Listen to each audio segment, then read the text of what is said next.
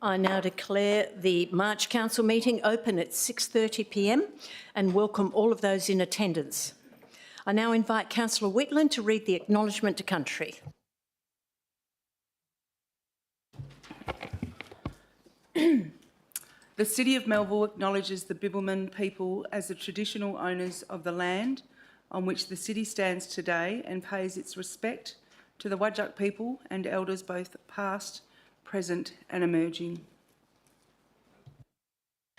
Thank you, Councillor Whitland. I draw your attention to the disclaimer on the screen.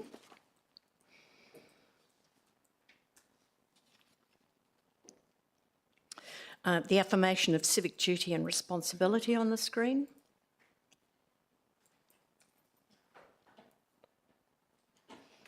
The advice of audio-visual live streaming and recording on the screen.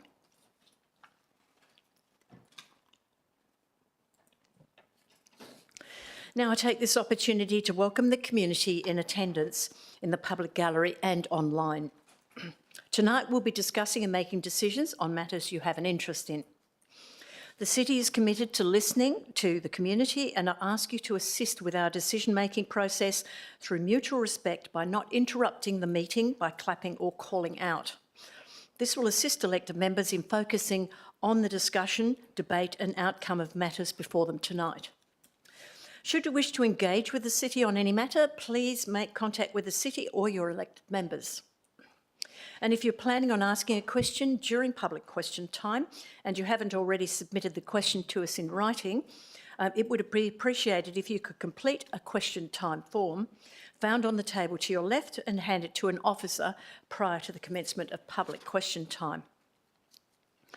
On to item 2, attendance and apologies. We have the following councillors attending electronically with my permission. Can you please confirm your attendance, Councillor Woodall?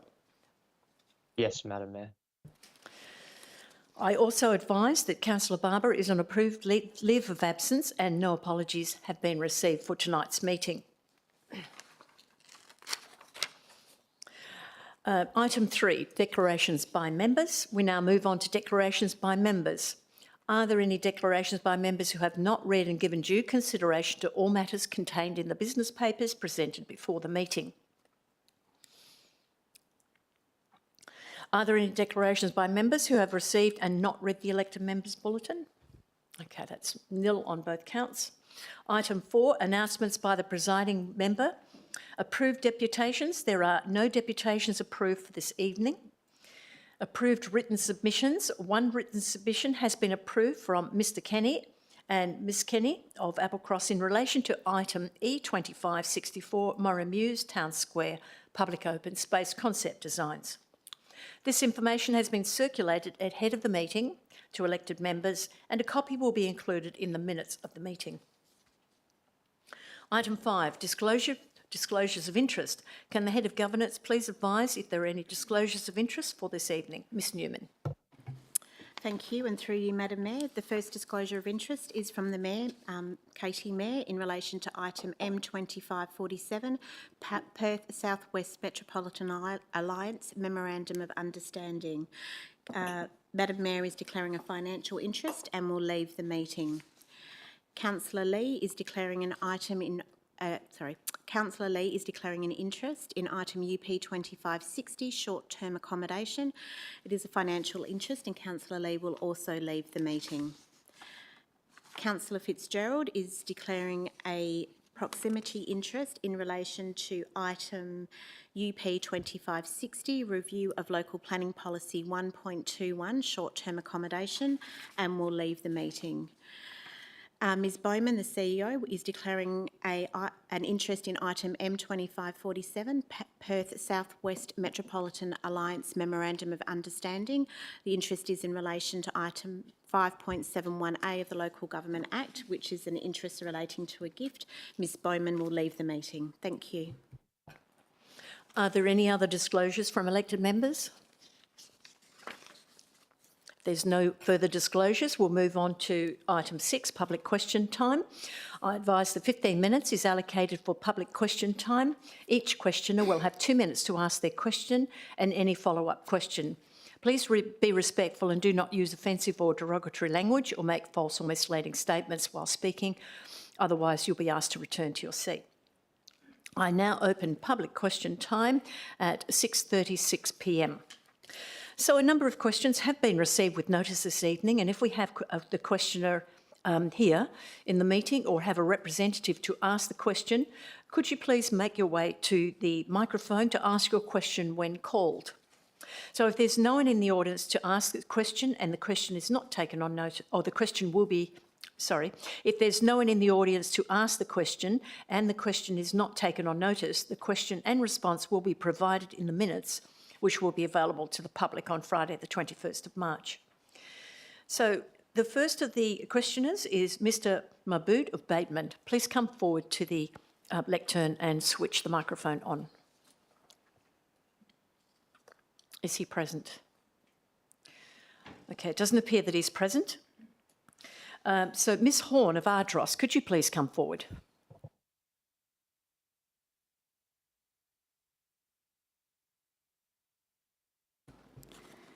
Madam Mayor, council officers, staff and fellow residents. Question 1. Canning Highway appears to fit the state government definition of a precinct, whereby it is land adjacent to and located along a transit link, and hence an urban corridor. The 2016 Canning Highway Precinct Design Guide, policy number LP 1.11, clearly defines Canning Highway as a precinct. Yet under the latest version of LPS 6, it has not been declared a precinct. It is not clear whether impact statements or assessments have been undertaken, given Infrastructure Australia has stated Canning Highway will be over capacity by 2031. Question 1. Why is the Canning Highway corridor not named as a precinct under LPS 6, and have any impact statements or assessments been done concerning its overcapacity by 2031? Madam Mayor, would you like me to go straight on to the second question?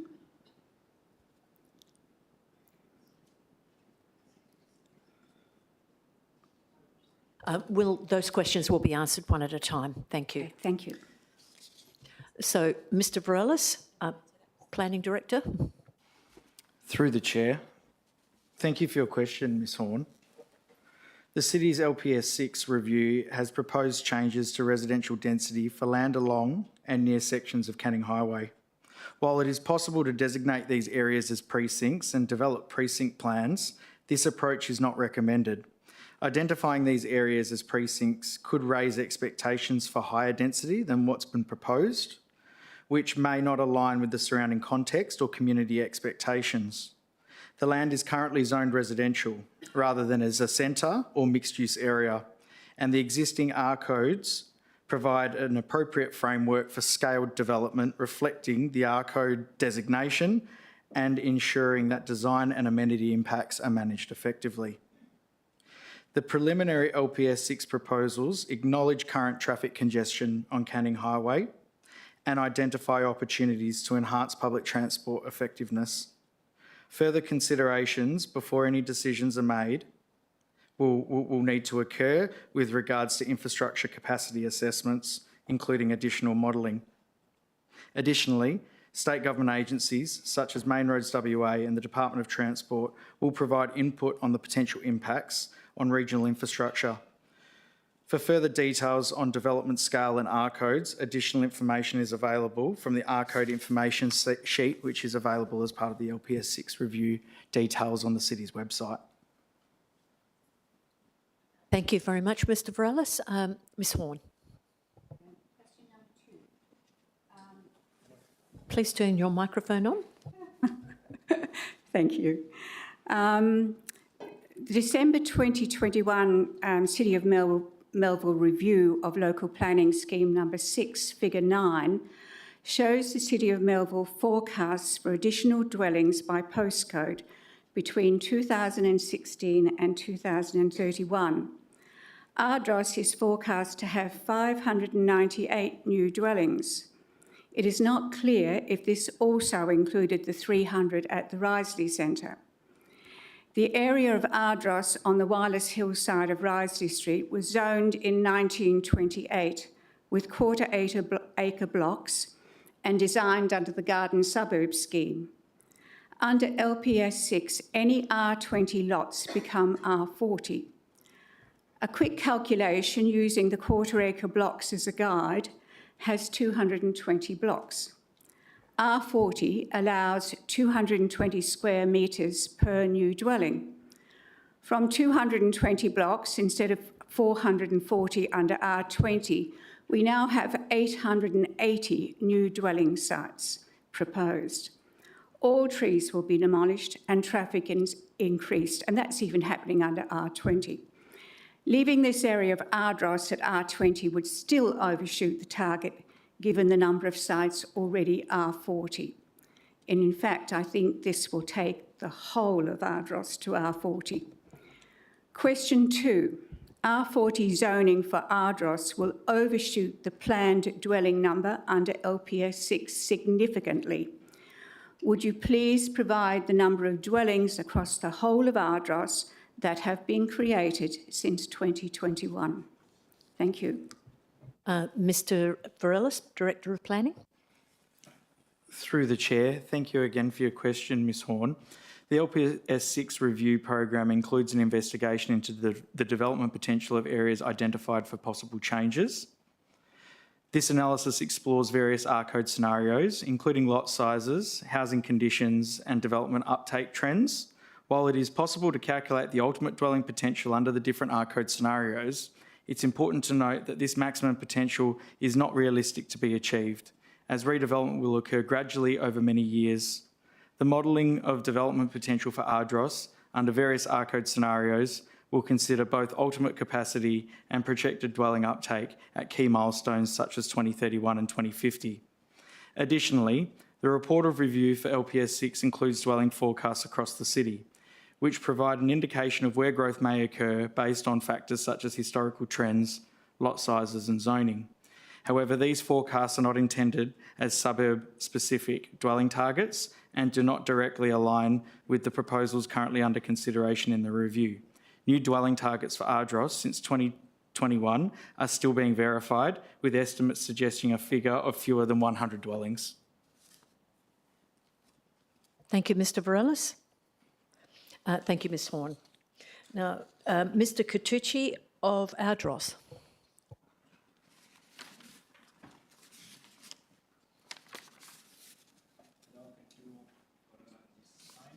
Please turn the microphone on.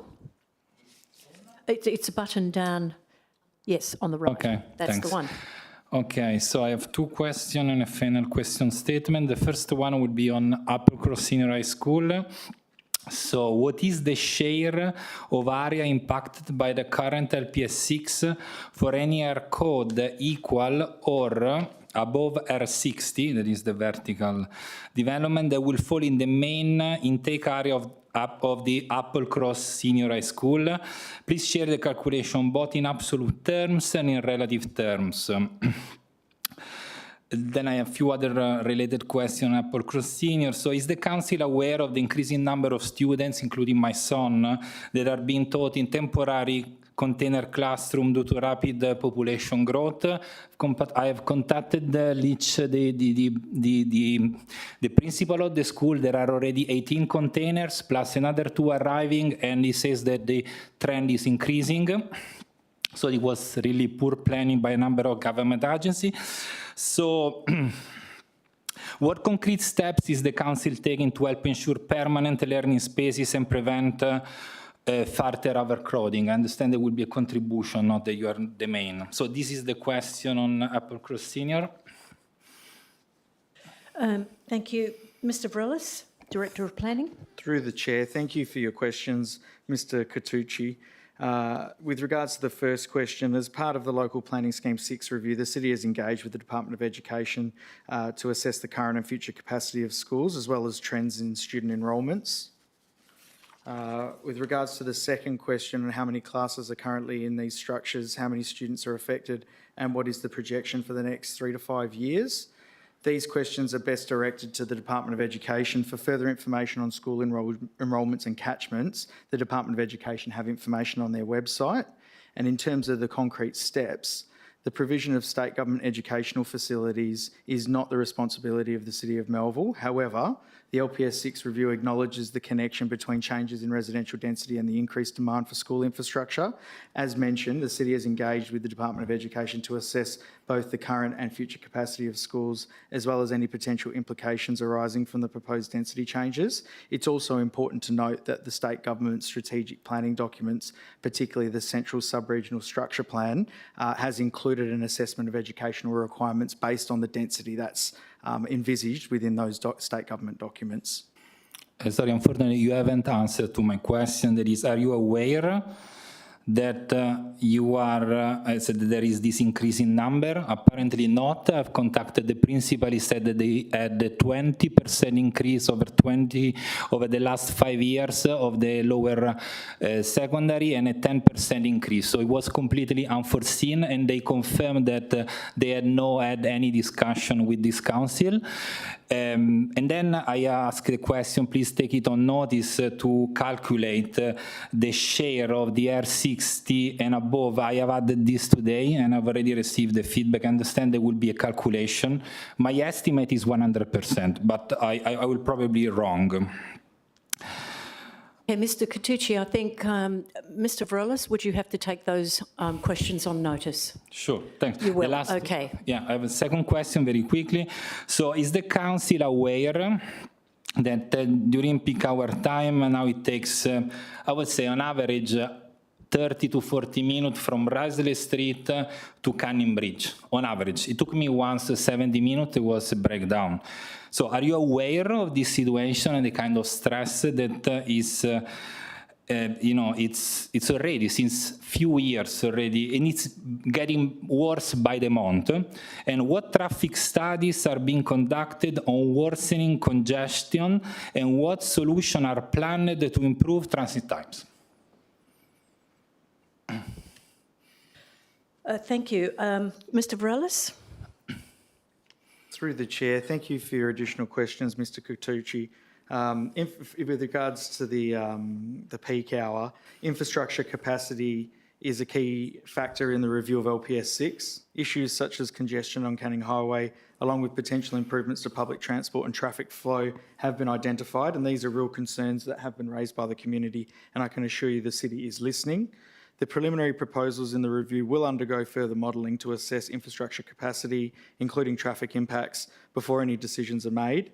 Input from state government agencies, including Main Roads and the Department of Transport, will also be sought to evaluate the effects of the proposals on regional infrastructure. Unfortunately, this is already ongoing since years, so you are late. So my final question and statement, and these issues, overcrowded schools and gridlocked road, are just a few notable examples and direct consequence of the rapid density increase driven by recent estate development in Melville. How does the council justify further densification under the LP6 when existing infrastructure are already failing? Thank you, Mr. Varela. Through the Chair, thank you for your additional question. Existing and future infrastructure capacity is a key consideration in the review of LPS 6. Where density changes are proposed, further investigation will take place to understand impacts. This understanding will inform future decision-making for Council. I believe you have another question. Yeah, but you are late. Nobody's late. It's just the state government's not doing a lot about the situation. They know perfectly well what's going on, and it probably is a good idea to go and approach your local member of parliament, who is in fact in a better position to address the situation of traffic than we are, particularly since Canning Highway is a state government road. Excuse me, Madam Mayor. Councillor Wheatland. Can I ask that, look, I understand there's a high level of angst and passion around some issues at the moment, but can I ask that people are respectful when speaking to the staff, because the staff, you know, they're doing their best job and they don't deserve to be spoken to in an inappropriate way. Quite right. Councillor Wheatland, please remember to be respectful. This is not an opportunity to accuse anybody of anything, but please go to the right agencies with your queries. We don't solve all problems. There is a state and a federal government who does a lot of that work, and it is their responsibility. Okay, moving on to Ms Pelham of Applecross.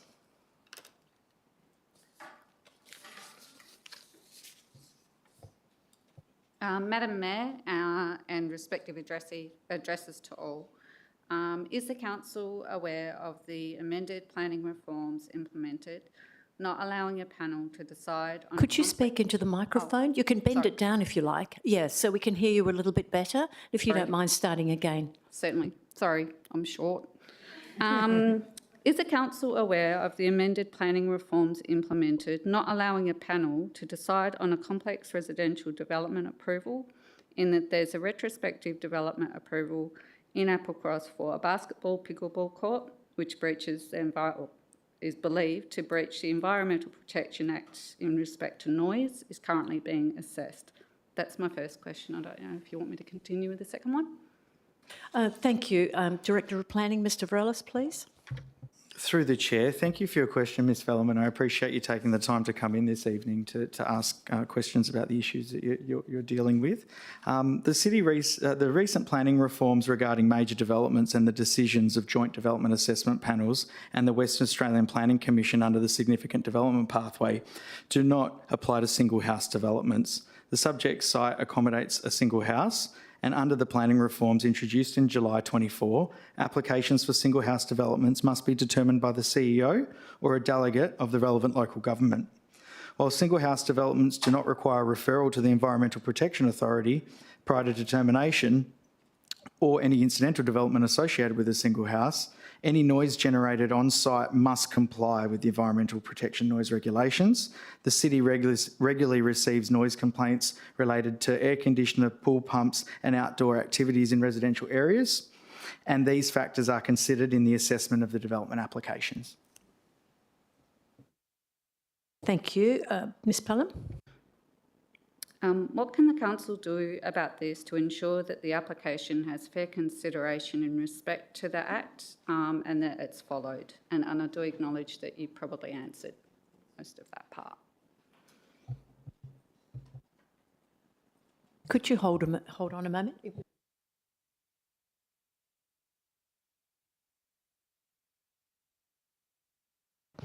Thank you. Mr Varelis, please. Thank you. Through the chair, thanks again for your follow-up question, Ms Phelan. The application is currently open for public consultation, and community feedback will play an important role in the assessment process. Regarding noise concerns, the city acknowledges the potential impacts of this type of development on nearby residents and can confirm this is a relevant consideration in the assessment of the application. Thank you very much, Ms Pelham. Now we've exceeded 15 minutes for our question time. Is there a motion from the floor to extend it by 5 minutes?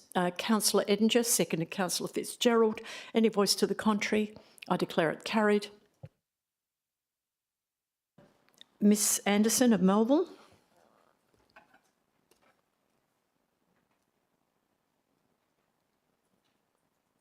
Karen Horn, I'm speaking for Ms Anderson.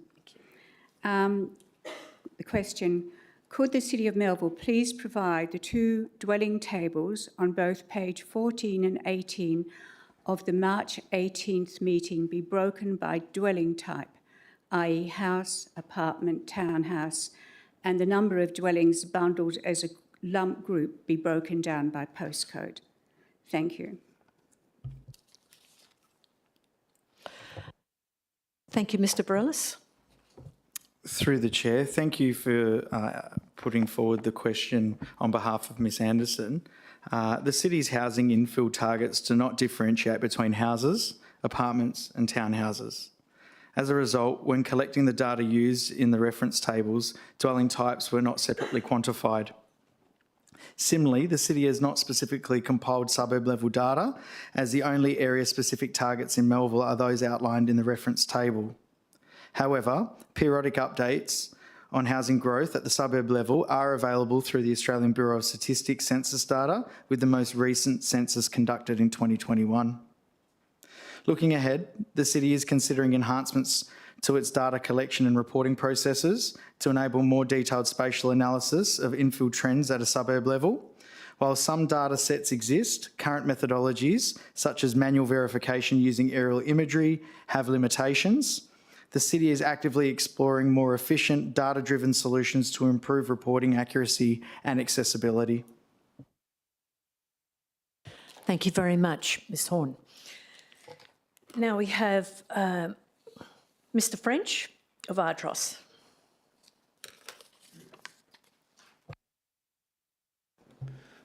Good evening, Madam Mayor, CEO, elected members, council officers and the gallery. At the agenda briefing forum on the 11th, I asked a question concerning investigations and modelling carried out by the City for the LPS 6 review. The City has kindly provided answers to the questions raised in the agenda briefing forum notes published on the 14th of the 3rd, and I thank you for those responses. There were 5 points to that question. 3 of them I'm happy with, but for responses 1 and 2 from the City, further information is, however, needed to properly understand the investigations and modelling that you carried out and how these informed or determined the LPS 6 proposals that were published. So my question, specifically in response to your response 1 to me, please can you provide details of the actual data sources that you used and the outcomes of examining them for each of the factors you examined? And also in relation to response 1, what was the nature of modelling that you conducted on various dwelling density scenarios to assess the potential impact on dwelling yield and alignment with existing and future infrastructure capacity? Please can you provide more specific details of the model used and the model outcomes?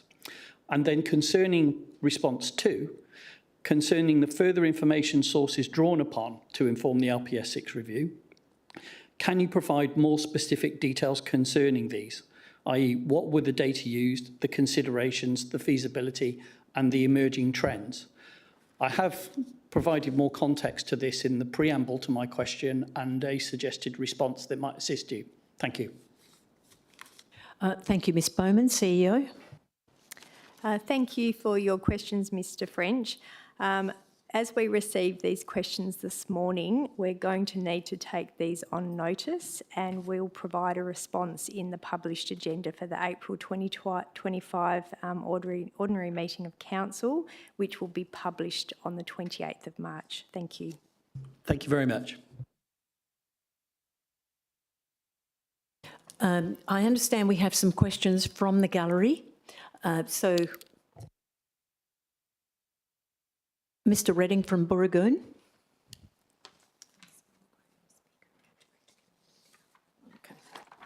Thank you, Madam Mayor, councillors, officers and members of the public.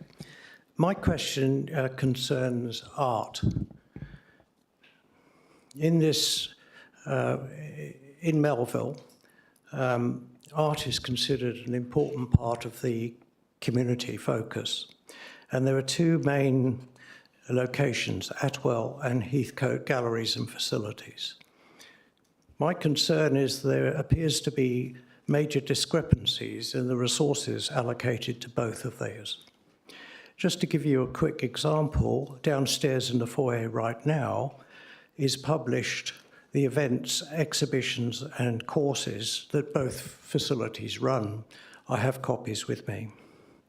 Just to compare, in Atwell there is a mob-made First Nations program, 2 short courses, 10 term courses, 4 weekly courses, printmaking courses, Alfred Cove Arts Association, ceramic workshops, a ceramic studio and gallery exhibitions, in addition to children and young adults activities, 7 school holiday workshops and 6 term courses.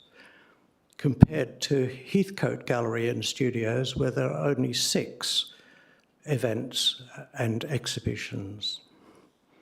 The resources allocated by the city to these two locations are that at Heathcote currently, we have, according to the website, 14 staff, which includes 4 curators and 5 gallery officers at approximate whatever the cost is per head of a full-time equivalent. Just before Christmas, the Heathcote Can you manager... actually get to the point of your question, because you only have 2 minutes to ask a question. By all means. And you're running out of The point of time. my question, Madam Mayor, is to ask the question, could the city please allocate time and effort to examining the resources allocated to both Heathcote and Atwell, and to determine the correct and equitable level for both, given the services they offer? Thank you. Ms Pickering, Director of Community Services. Thank you, Madam Mayor. I would like to take that question on notice. Take it on notice? Thank you. Okay, thank you very much. Now, we've reached the end of the 5 minutes and we still have another question. Do I have a mover? Thank you, Councillor Fitzgerald. Councillor Wheatland, any voice to the contrary to extend another 5 minutes? If there's no voice to the contrary, I declare it carried. Thank you. And we have our next questioner, which is Mr Kingdon from Burragoon. Thank you.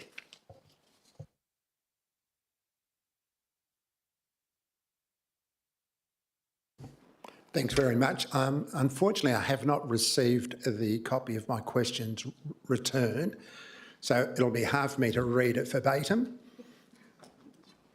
Excellent. As this is my virgin performance at a council meeting, I apologise if I breach any rules, okay, and we're only all here as community citizens that are concerned. I'd like to raise an issue that's come to my attention around I'm not going to say it's a proposed, but a consideration of changing the zoning in the area on Lehman Road in Burragoon East, where there is an underground movement to try and move this from an R20 to an R40 or R50.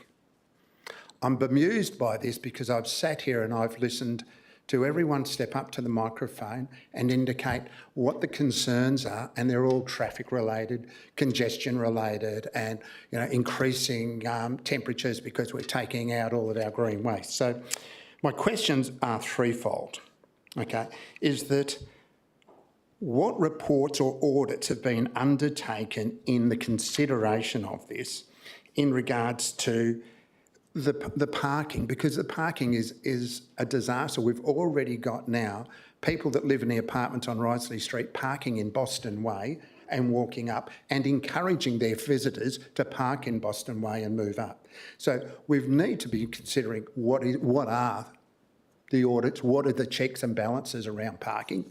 Secondly, is that we all understand that we're talking about, infill and increased development, okay, because, we've got a housing shortage. We're all aware of that, okay? But I'm going to suggest to you in Burragoon or Mount Pleasant or in most areas between Leach Highway and Canning Highway, we're not going to get cheap, we're not going to get affordable housing. Mr Kingdon, okay. Yes. You've got 20 seconds left to put your question. Is that your first question, or you're putting all three? Okay, well, thank you. Okay. So I would suggest that when we're looking at all this inner city developing, is there a detailed plan that the council have considered or are working on that involves having these increased zonings happen closer to the railway so that we can not add more pressure to the major artery and roadworks rather than adding them to the railway lines? And lastly, if you could bear with me, thank you. Is this a question or a preamble? I've just actually asked 2 questions. 2 questions, Mayor, thank you. So this is your third. So this is my third, of which you do have a copy of, I believe. Thank you very much. Okay.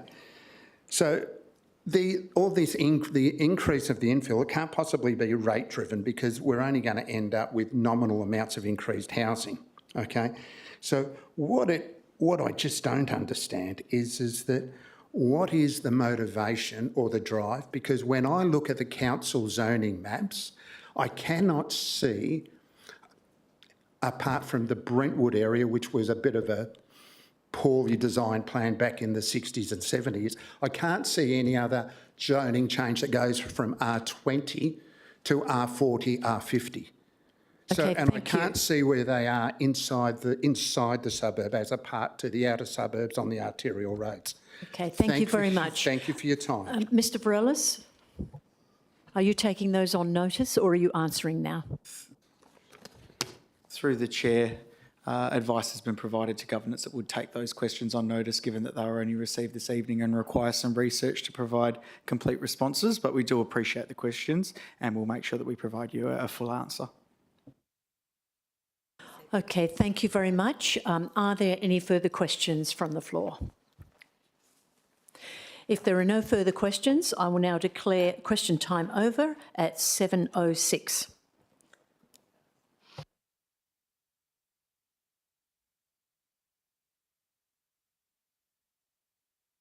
We're now on item 7, awards and presentations.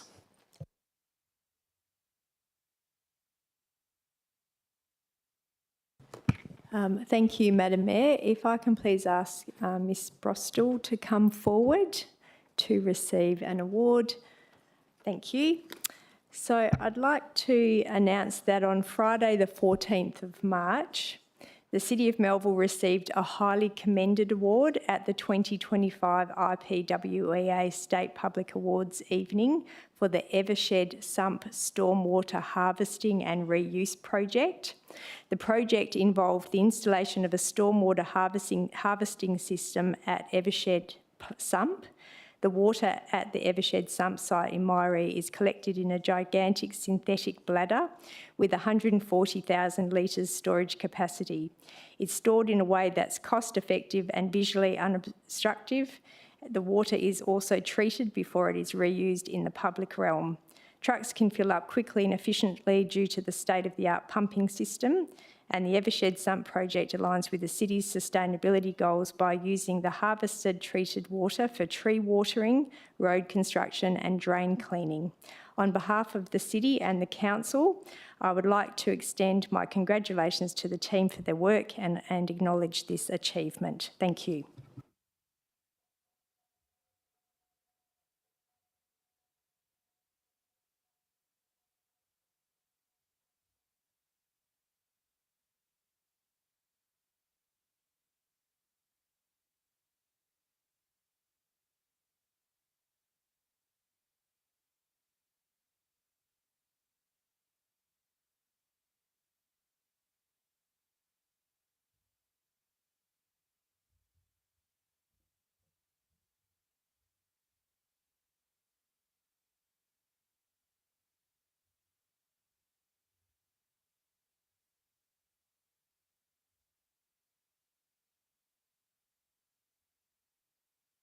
All right, item 8, applications for new leaves of absence. The following councillors have submitted requests for leave of absence.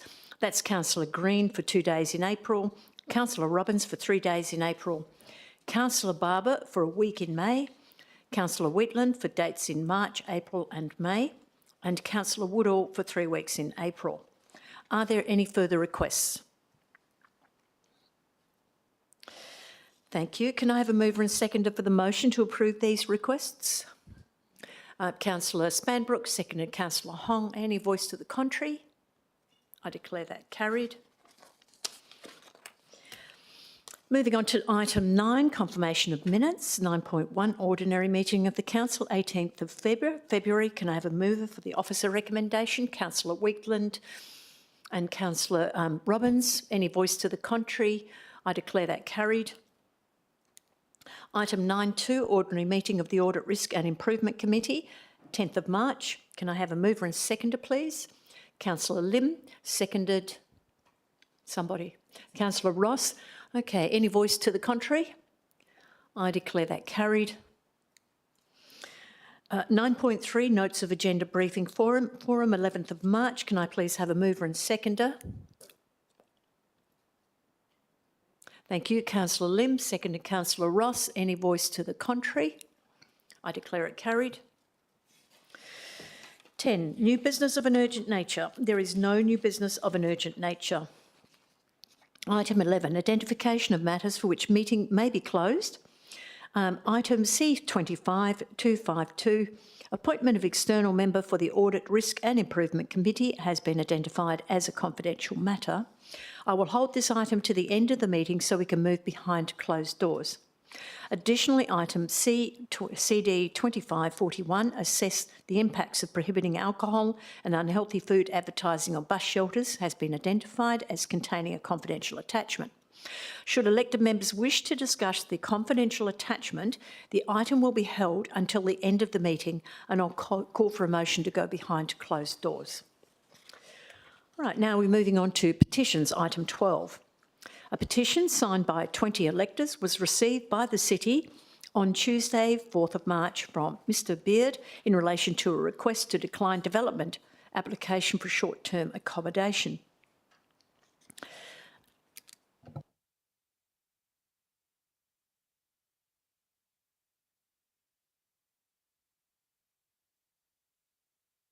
All right, item 12.1, receipt of petition, request to decline development application for short-term accommodation. We have an officer recommendation. Can I have a mover and seconder, please? Councillor Robbins, seconded. Can I have a seconder, please? Thank you. Councillor Wheatland. Any voice to the contrary? I declare that carried. The next one is a petition signed by 104 residents, was received by the City on Tuesday, 4th of March, from Mr Beard in relation to a request for an off-lead dog exercise classification for Tompkins Park, Canning Highway fenced playing field.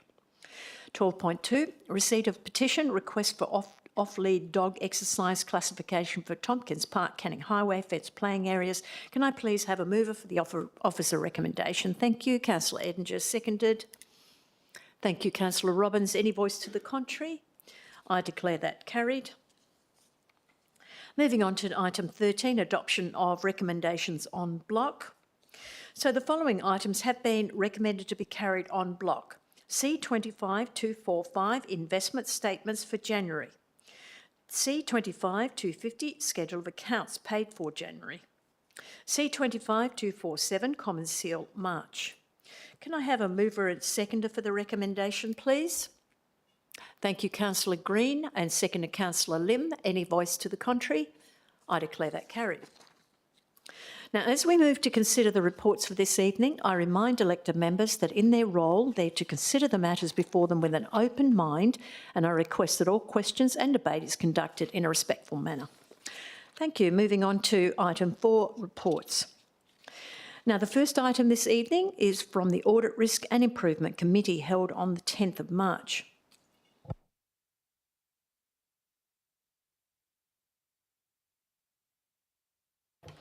All right, can I please have a mover and seconder for the officer's recommendation? Thank you, Councillor Edinger. Seconded. Thank you, Councillor Lee. Any voice to the contrary? I declare that carried. Now we move on to reports by the CEO. The first item I would like to bring forward this evening for the convenience of those in the public gallery is C25249, motions carried at the annual general meeting of electors held 3 February. Before tabling this item, I would like to advise the Council that there has been a request received to consider each motion individually, and this means that I will call for a mover and seconder for each officer recommendation. Additionally, I advise that alternative motions have been received from both Councillor Green and Councillor Ross. These motions were both received with notice and will be considered before the officer recommendation in the order that they were received. The first item is the officer's response to AGME, motion 1. The officer recommendation is on the screen. Can I have a mover and seconder for the officer recommendation? Councillor Edinger, seconded. Councillor Robbins. Is there any voice to the contrary? I declare it carried. Oh, do you have a voice to the contrary? Apologies, Madam Mayor. I'm just trying to work out in terms of the other motions that were the alternative motions that are coming through. Those don't depend on this motion. No. No, so I'm just trying to I'm working from a couple of different documents here, so I'm Oh, trying to make okay. sure I'm No, all on the it same has page. no relevance, so- Apologies. I had a computer failure. Okay, that motion is carried. Moving on to the next item. The second AGM motion before before we table the officer's recommendation, we'll consider Mr Green's alternative motion. If Councillor Green's motion lapses or is lost, we'll proceed to Councillor Ross's motion. If that lapses or is lost, we'll return to the officer's recommendation. So, Councillor Green, do you wish to proceed? Yes, Madam Mayor. Thank you. Do you have a seconder? Thank you. Councillor Fitzgerald. All right, Councillor Scott. Sorry, Green. Thank you, Madam Mayor. Just for clarification for all present, really, this alternative motion relates to motion 2 from the annual general meeting of electors. It's essentially the alternative recommendation to number 2 from the city officers, which is on page 66 and 67 of the agenda. It's precisely as written by the officers, with the exception that the report back to council is presented in August, not May, and that the $15,000 is allocated in the budget for 25-26, not taken from the strategic planning projects reserve.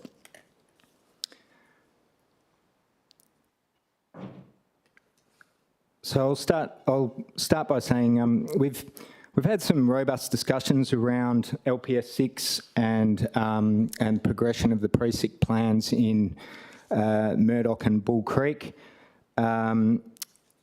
with strong community feedback and some excellent questions, deputations from the community. And I think we should all be pleased that we have arrived at some sensible compromises tonight for us to all consider. I'll start by, I'll also say that the community has spoken and we as a council have listened. So by moving this motion, I should also note that it shouldn't be taken in any way as a preemptive decision one way or the other regarding the areas of rezoning that are currently being proposed as part of the LPS 6 review. It's not, nor should it be. What it does aim to do, however, is ensure that the implementation of the LPS 6 review is not tied to the completion of progress of precinct plans in Murdoch and Bull Creek. That's probably the most important point. Both are important, but both need to be progressed independently of each other. In this regard, it's important to remember that all areas of Melville have a role to play in meeting our housing density targets, but we can't do everywhere at once. As far as rezoning is concerned, LPS 6 was not designed to focus on areas that fall under precinct plans and activity centre plans. It was designed to capture other areas in between. It's understandable if the community wasn't aware of this at the time of the annual general meeting of electors, but for council now, certainly, after numerous meetings and engagement sessions, that should be very clear. The task of rezoning needs to be broken down into bite-sized pieces, focusing on areas with a realistic chance of attracting a meaningful amount of development in the strategy timeframe, ensuring smooth transitions between high-density and lower-density areas, while keeping the social impacts, environmental impacts and increased need for infrastructure at a manageable level. That is what our planning department has been doing, and it's been part of a preliminary process that I think they should be praised for bringing up to the community above and beyond really what they need to do statutorily.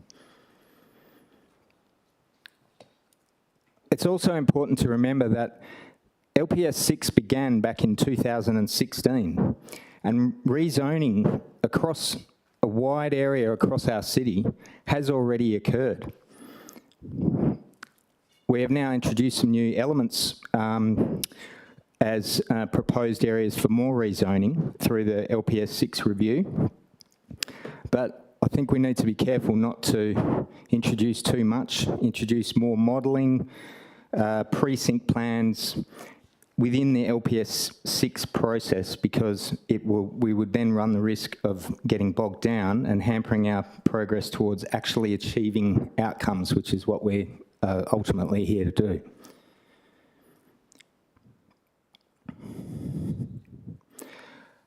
We understand that people are protective of their areas and in a lot of cases would prefer not to see higher density, but everywhere does have a role to play. And whilst there may be a motivation to shift the focus of higher density to other areas, perhaps to deflect away from their own areas for a path of least resistance, if you like, the reality is that that's not the case. Over time, Sorry, increased Councillor density Green. will be required in all suburbs. Councillor Green, can you wrap up your debate, please? Okay, I will. We're not currently on track to meet these targets anywhere, really. And if we fail to do so, we run the real risk of losing control of the process and the state government taking over with much less regard for our local community needs and wants.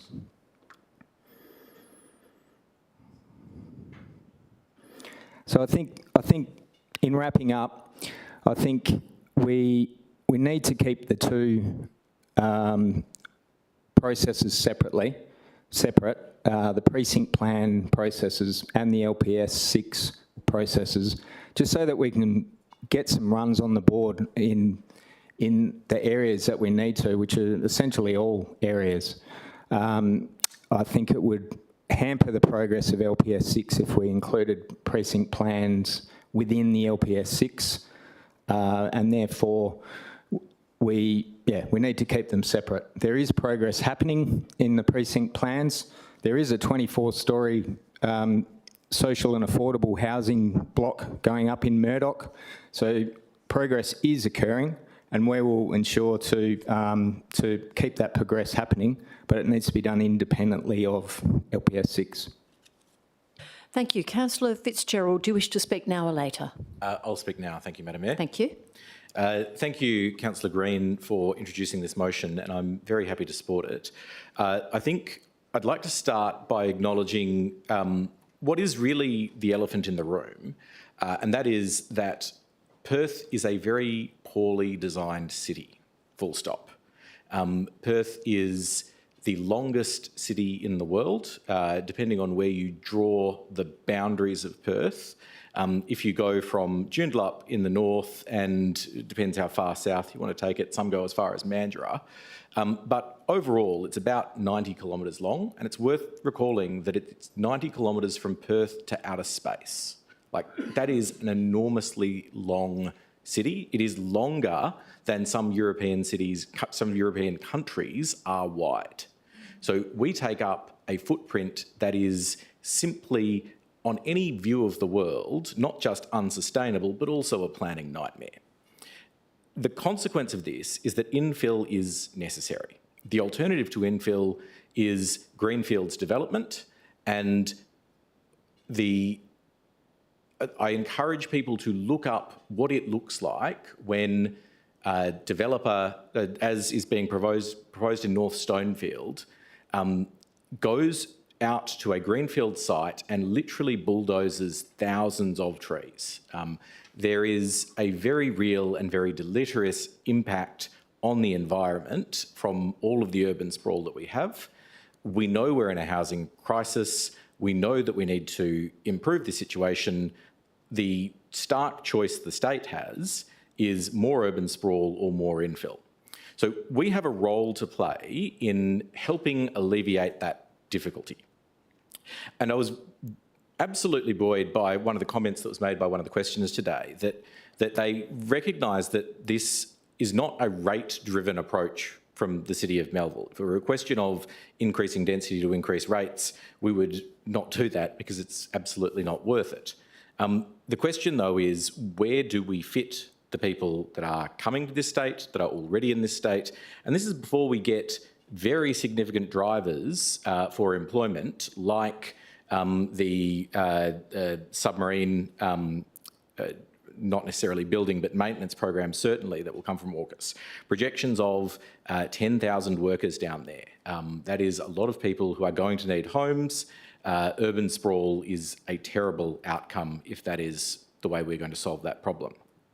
The other thing to recognise is that many of the things proposed in the current LPS 6 bring Canning Highway into alignment with most of Leach Highway, most of Marmion Street, particularly through Melville, and all of Willagee. And again, I encourage people, if you get on Intramaps, the city's mapping website, which you can access through the internet, you can have a look at what areas are zoned where. You'll find that Willagee in particular, it's not only the major transport corridors that are zoned R60, but also it's Harfoot Street, Borden Street, Archibald Street, it's along Worley Street. It is right throughout the back of the suburb. Now, that's not being proposed in all areas, but it is the reality in many places in the city.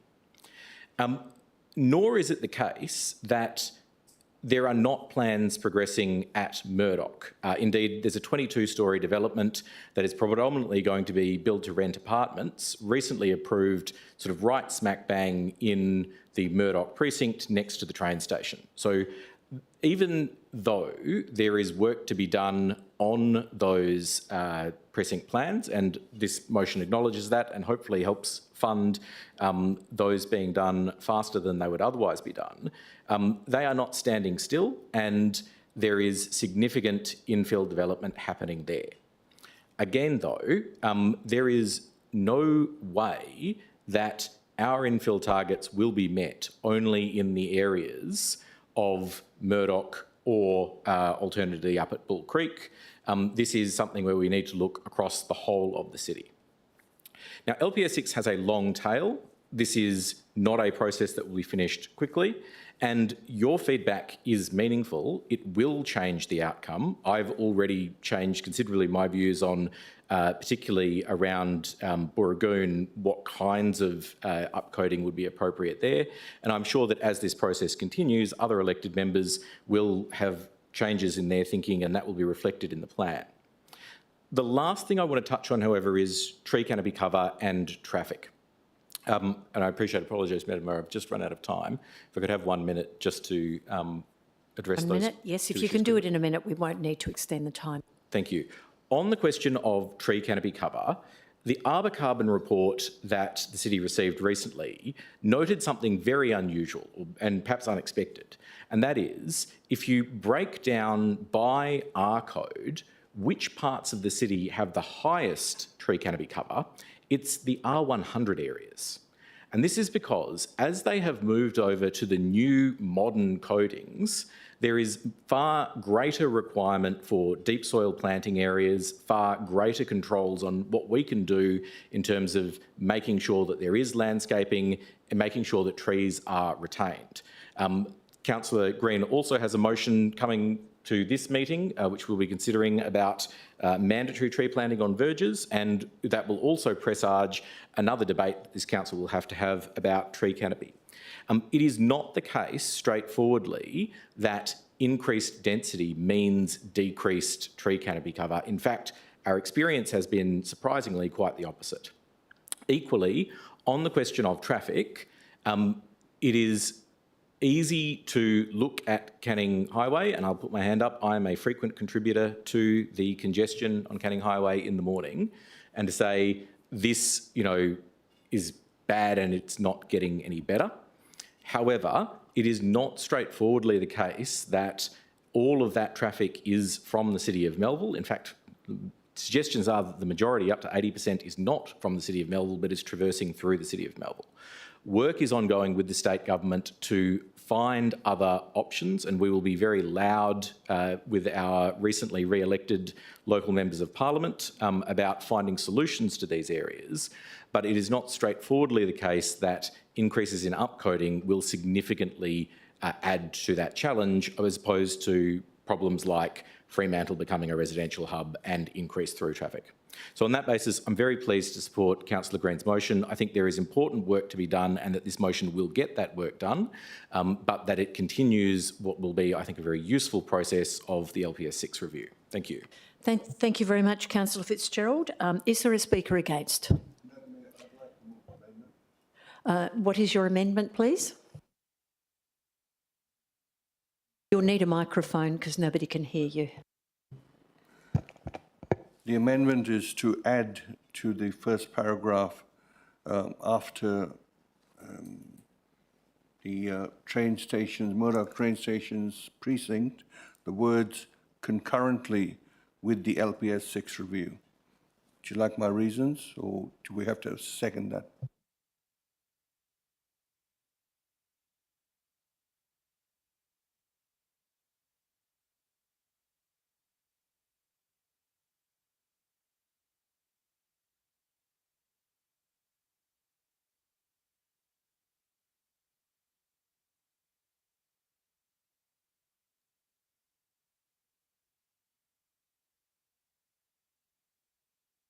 Do you have a seconder? I second the motion. Councillor Edinger. The amendment, sorry. Madam Mayor, may I ask a question of the Director, please? Yes, please, Councillor Spanbrook. Thank you. Through you, Director Bareilles, how will this work with planning and how will this impact LPS 6? Thank you. Mr Bareilles. Through the chair, thank you for your question, Councillor Spanbrook. The phrasing is interesting. It asks for it to proceed concurrently, but then the funding at point 4 doesn't occur until 25-26.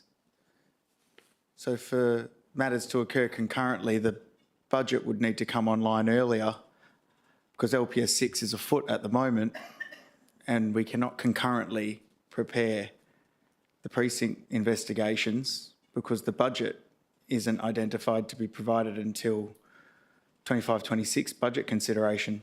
So the phrase concurrently raises some questions for me.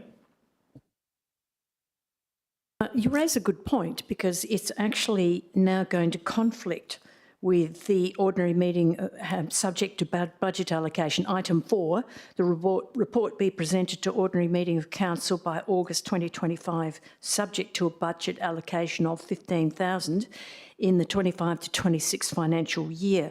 So it cannot be done, is what you're saying. And it also, well, that's complicated because you're going to have to then change item 4, which instead of a simple majority for this item would then become an absolute majority. So you're changing the funding arrangement, well, you'd have to because it doesn't match concurrently. And Mr Bareilles has raised that issue. It's now created a conflict with item 4. I personally disagree, Madam Mayor.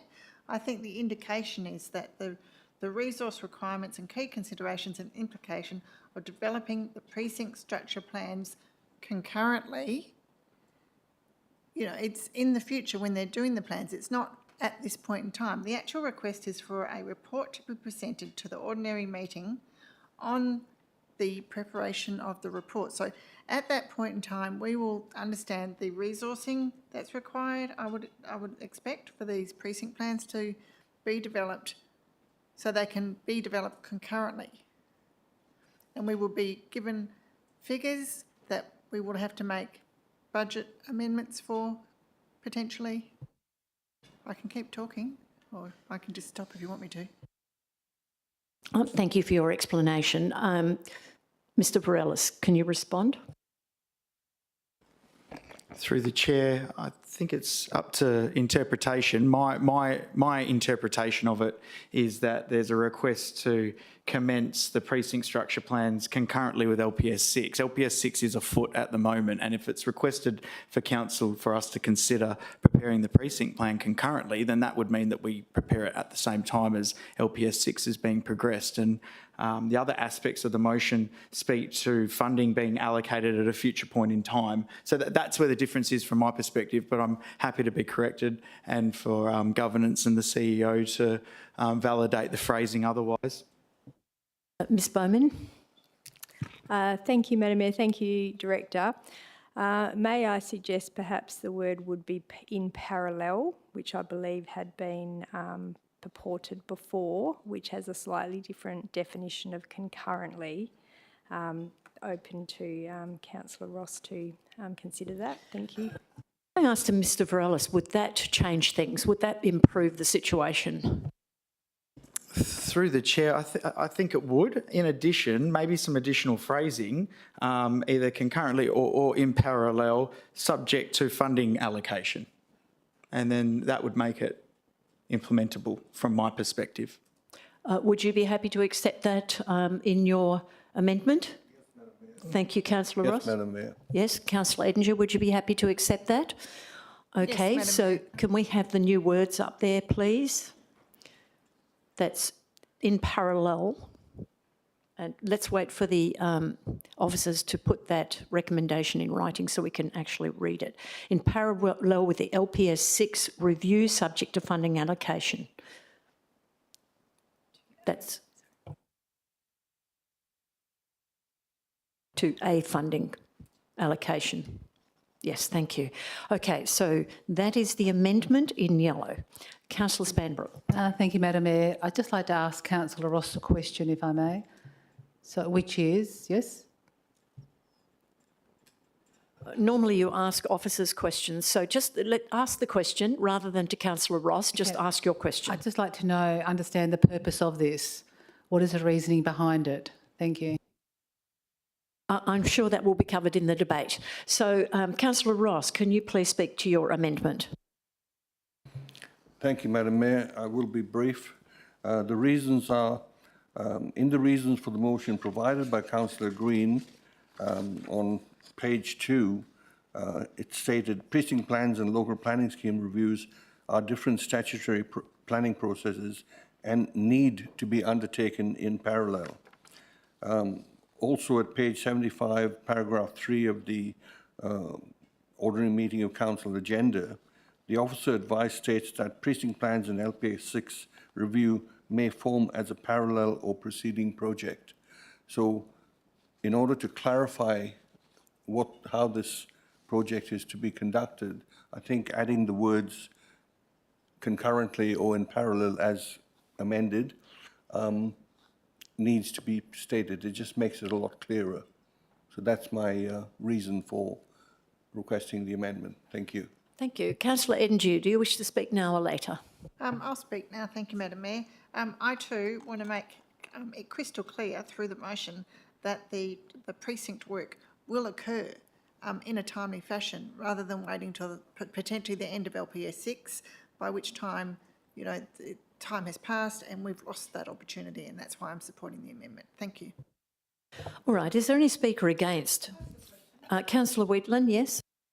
And forgive me, I was not at the ABF, so this is probably covered off, but just wondering how this is different to a previous motion that we've seen at council. I think it was put up by Councillor Ross previously and it was voted against. I did note that there was an advice note sent out previously. I just wondered what the difference was before we voted on it, please. Head of Governance, Ms Newman. Thank you, Madam Mayor, and through you. So the motion that was previously provided by Councillor Ross and was disallowed under clause 7.3 was a motion that had been seen previously. This is an alternative motion to an existing item on the agenda for the council and is allowable. Thank you. Ms Bowman, CEO. Thank you, Madam Mayor. So because this has come through a different pathway as an AGM motion, it's not come from a notice of motion from a councillor. That's why it is allowable. Thank you. Councillor Wheatland. Thank you. And are we able to amend a motion from the AGM electors meeting and change it? Ms Newman. Through you, Madam Mayor. So this report actually addresses the motions that were presented at the AGM by the community, and officers are then making further recommendations based on those. So yes, an amendment is allowable. All right, is there a speaker against? Councillor Green. Thanks, Madam Mayor. I'll just be brief. That I just think that that inserting those words run the risk of complicating, in particular, the LPS 6 process, and in some way tying finalising of a draft proposal for LPS 6 with some degree of completion to the precinct plans, which are almost certainly likely to take considerably more time. I think the alternative motion that I proposed certainly acknowledges the need for work to be done. I think it essentially is saying it's essentially saying that work will commence straight away, to answer Councillor Ettinger's point, because it's requesting work to be completed and a report to be presented back by August. So I just don't feel that the amendment is necessary, and I think it adds risk to hampering the progress of LPS 6. Thank you. Thank you. A speaker for. Okay, if there's no speaker for, I will then go back to the mover of the motion to wrap up the debate. Thank you. Thank you, Madam Mayor. Through you, the motion to amend clarifies the situation. It's part of Councillor Green's original statement and reasons in any event. So I really do not see where that claim that it complicates or creates any delay. And for that reason, I would say that I'd ask the support for this amendment. Thank you. Thank you very much. We're going to the vote now.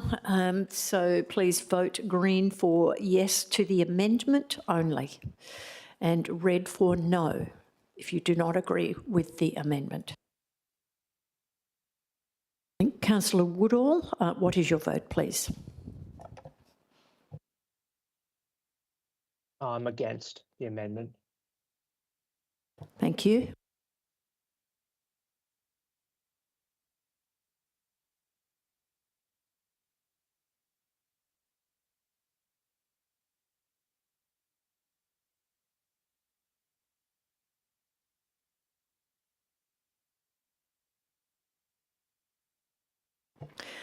It has been lost, 5-7. We're back to the substantive motion. Now, we've had a speaker, we're looking for a speaker against. Madam Mayor, could I please ask a question? Yes, Councillor Robbins. Thank you. Through you, so I'm just trying to understand the key differences between Councillor Green's alternate motion and the officer recommendation. They're worded differently, but the intent seems very similar. So my understanding is the main differences are around obtaining state government support before starting, which the officer recommendation seems to have an emphasis on that, whereas Councillor Green's doesn't, and then a different time frame. So the officer recommendation says December 25, whereas Councillor Green's is August 25. So I'm just seeking clarity on whether those are the main differences and if there's anything else that I've missed. Thank you. Okay, Mr. Varela's planning. Can you please assist? Through the chair, thank you for your question, Councillor Robbins.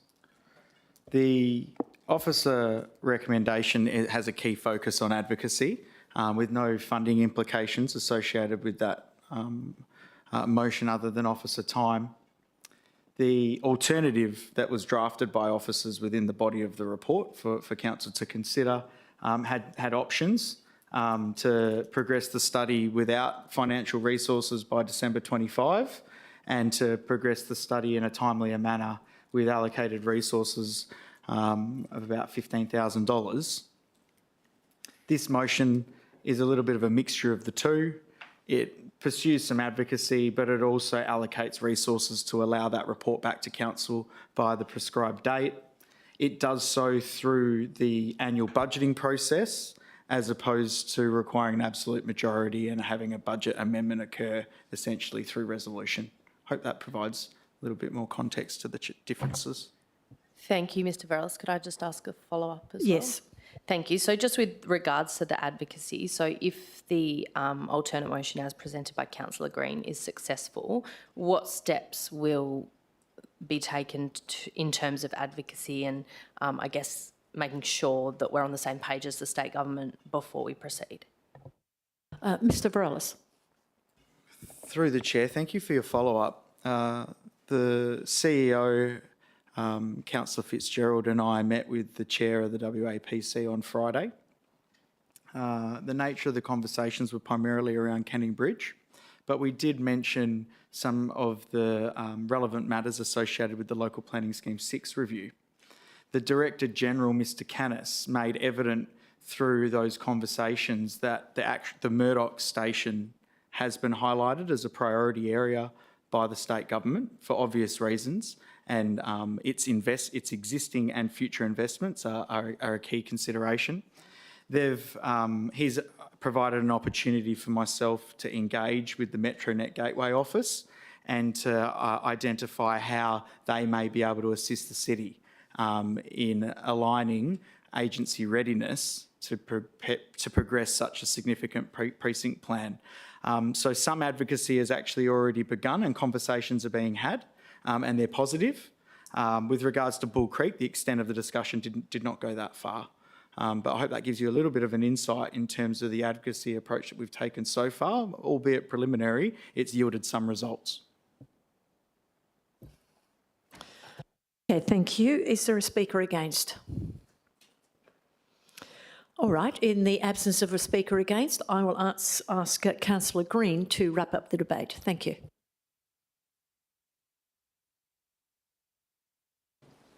Thank you, Madam Mayor.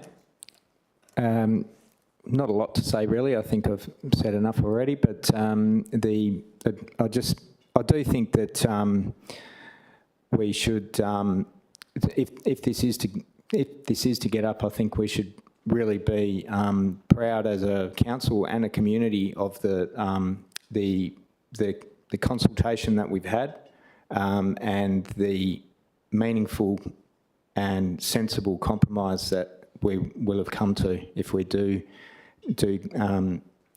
move this motion, if we do carry this motion. I just think that it addresses the essence of the concerns that were raised through the motions in the annual general meeting of electors. Not entirely in the same way, but essentially achieving the same outcome.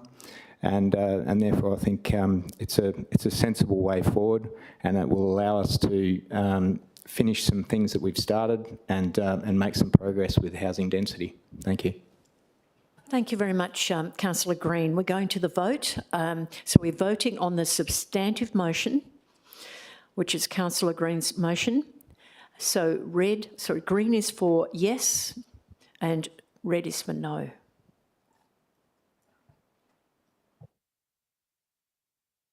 And Councillor Woodall, what would your vote be? Yes or no? Yes, Madam Mayor. Thank you.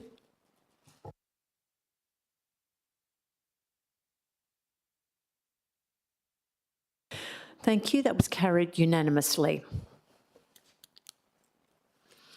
All right, we're moving on to the next item. That one. Okay, now we have the next item, which is AGM Motion 3. So I need a mover and seconder for the officer's recommendation. Councillor Fitzgerald, seconded Councillor Edinger. Is there any voice to the contrary? If not, I declare it carried. The next item, so that brings us to the end of the AGM motions, and we're now moving on to E2564, Morrimuse Town Square Public Open Space Concept Designs. This has been brought forward for the convenience of those in attendance. So prior to tabling the officer's recommendation, I'd like to remind the council that a written submission has been received in relation to this item. It has been circulated and will be included in the minutes. Additionally, please be advised that an amendment was received from Councillor Edinger. This amendment has been updated since it was distributed on Friday, 14th of March. Prior to considering the amendment, can I have a mover and seconder for the officer recommendation? Thank you, Councillor Fitzgerald. Seconded, Councillor Wheatland. Okay, Councillor Fitzgerald, would you like to open the debate? I'm satisfied to just move that to get it on the table so that the amendment can be considered, Madam Mayor. Thank you very much. Is there a speaker, or Councillor Wheatland, do you wish to speak now or later? I'm happy to speak later. Right, thank you. Councillor Edinger, do you wish to move your amendment? I do. Thank you, Madam Mayor. Thank you very much. Do you have a seconder? Well, can we have a look at the motion first? That might be a little bit easier. So let's get an idea of what we've got before us, because we've not had a lot of time to consider this. So I think that Councillor Edinger, if you can just explain what you have planned. So you want me to speak to my amendment? Can you first explain it, because you don't have a seconder yet? So can you explain what you're doing in your motion? So the council was presented with three concepts. The concept 1 and concept 2 both had in-park parking, whereas the actual motion was that the 100% of the site be public open space, so it goes against that intent. And concept 3 has some underground, semi-underground parking, and with the park going up over that parking. So my motion is to have concept plan 1 be presented without any on-site parking bays, so that it honours the original intent of the council's motion, and that all the plans be taken out to community consultation, not just concept plans 1 and 2. Okay, is everybody clear on what is being recommended here? Are you quite clear? Because if you're not, I can adjourn the meeting and we can discuss it until you are clear. So, Councillor Green. I just have a question. I was just looking for clarification about the council resolution and parking on the Morrow Mews site.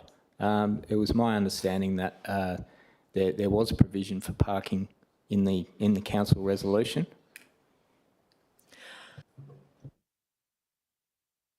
Thank you very much. Mr McCarthy, could you please assist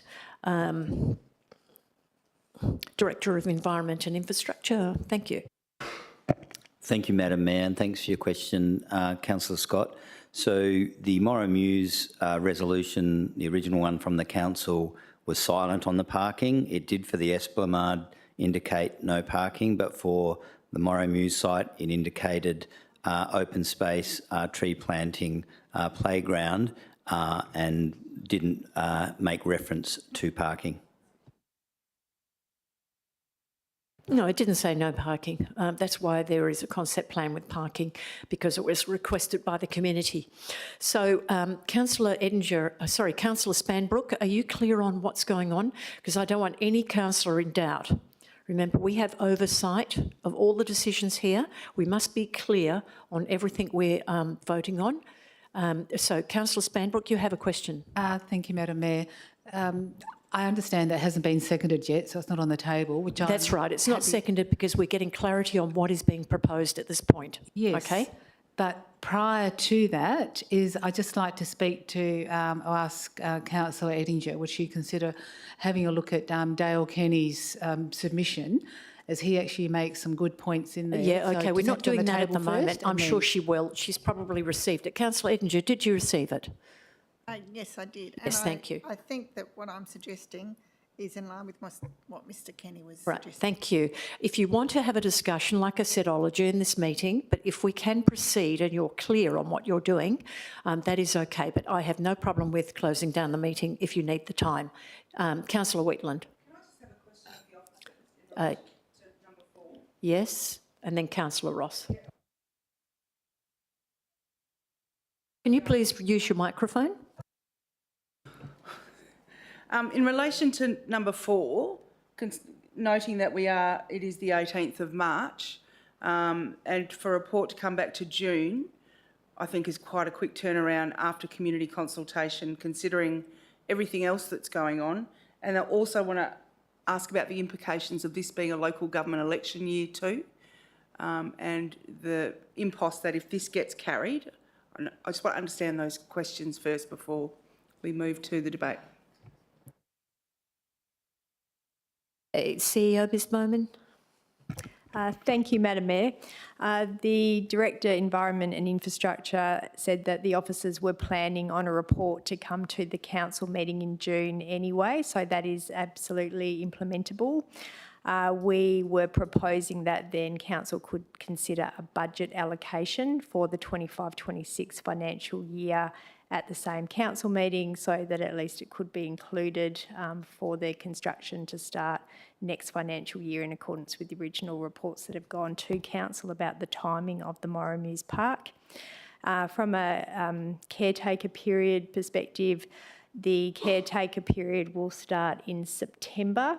So having a report go to the June council meeting would be, again, acceptable. That would not be within the caretaker period. So thank you for your questions. All right, are there any questions for clarity? Councillor Ross.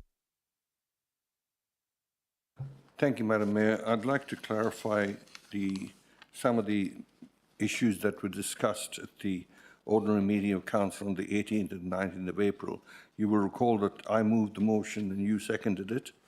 And this issue of parking was... Councillor, I think you're talking about, you're debating, so we're going to move off that. All I'm looking for is clarity around the actual amendment on the table.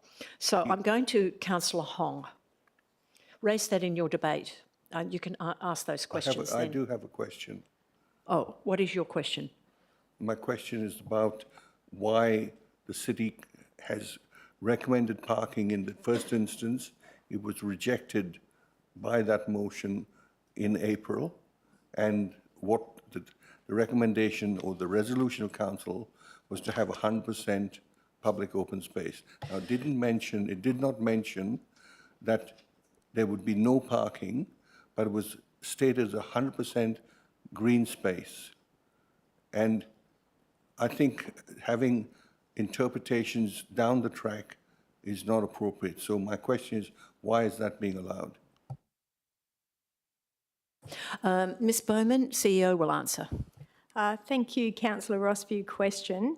So the officer's interpretation and understanding of the council resolution was that, as Mr McCarthy has said, did not state whether parking could or could not be included, unlike the Esplanade Park resolution, which specifically excluded parking from being included on the site.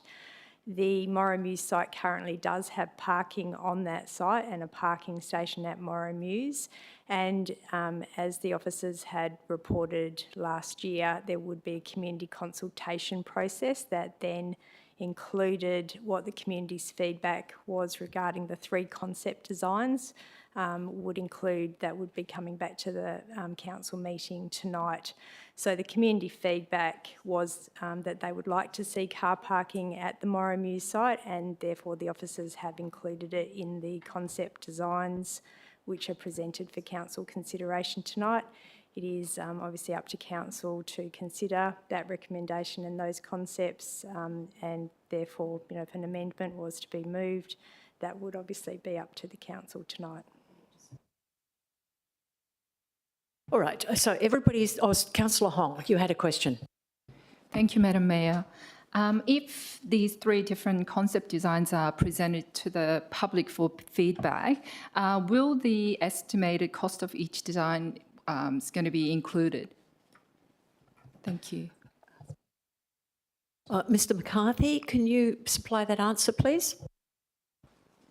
Thank you, Madam Mayor, and thanks for the question, Councillor Hong. So there are cost estimates provided in the report for the various concepts.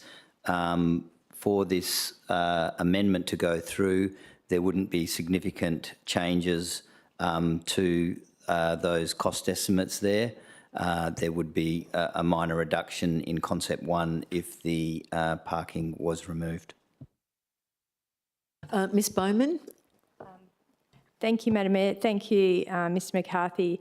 So we would need to check with the community engagement area as to the process for the community consultation and whether there would be further information about the potential cost of each of those concept designs. I would need to just double check whether that's planned to be included in the engagement. Ms Ahola is nodding her head. Yes, thank you. So we would be including some cost estimate information in the community engagement process so the community is aware of the cost difference between the proposals. Thank you. All right, now we go back to the amendment. Is everybody clear on the amendment? Madam Mayor. Oh, Councillor Woodall.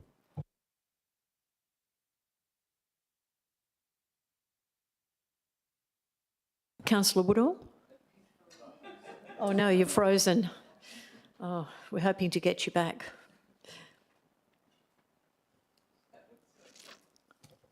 Oh dear.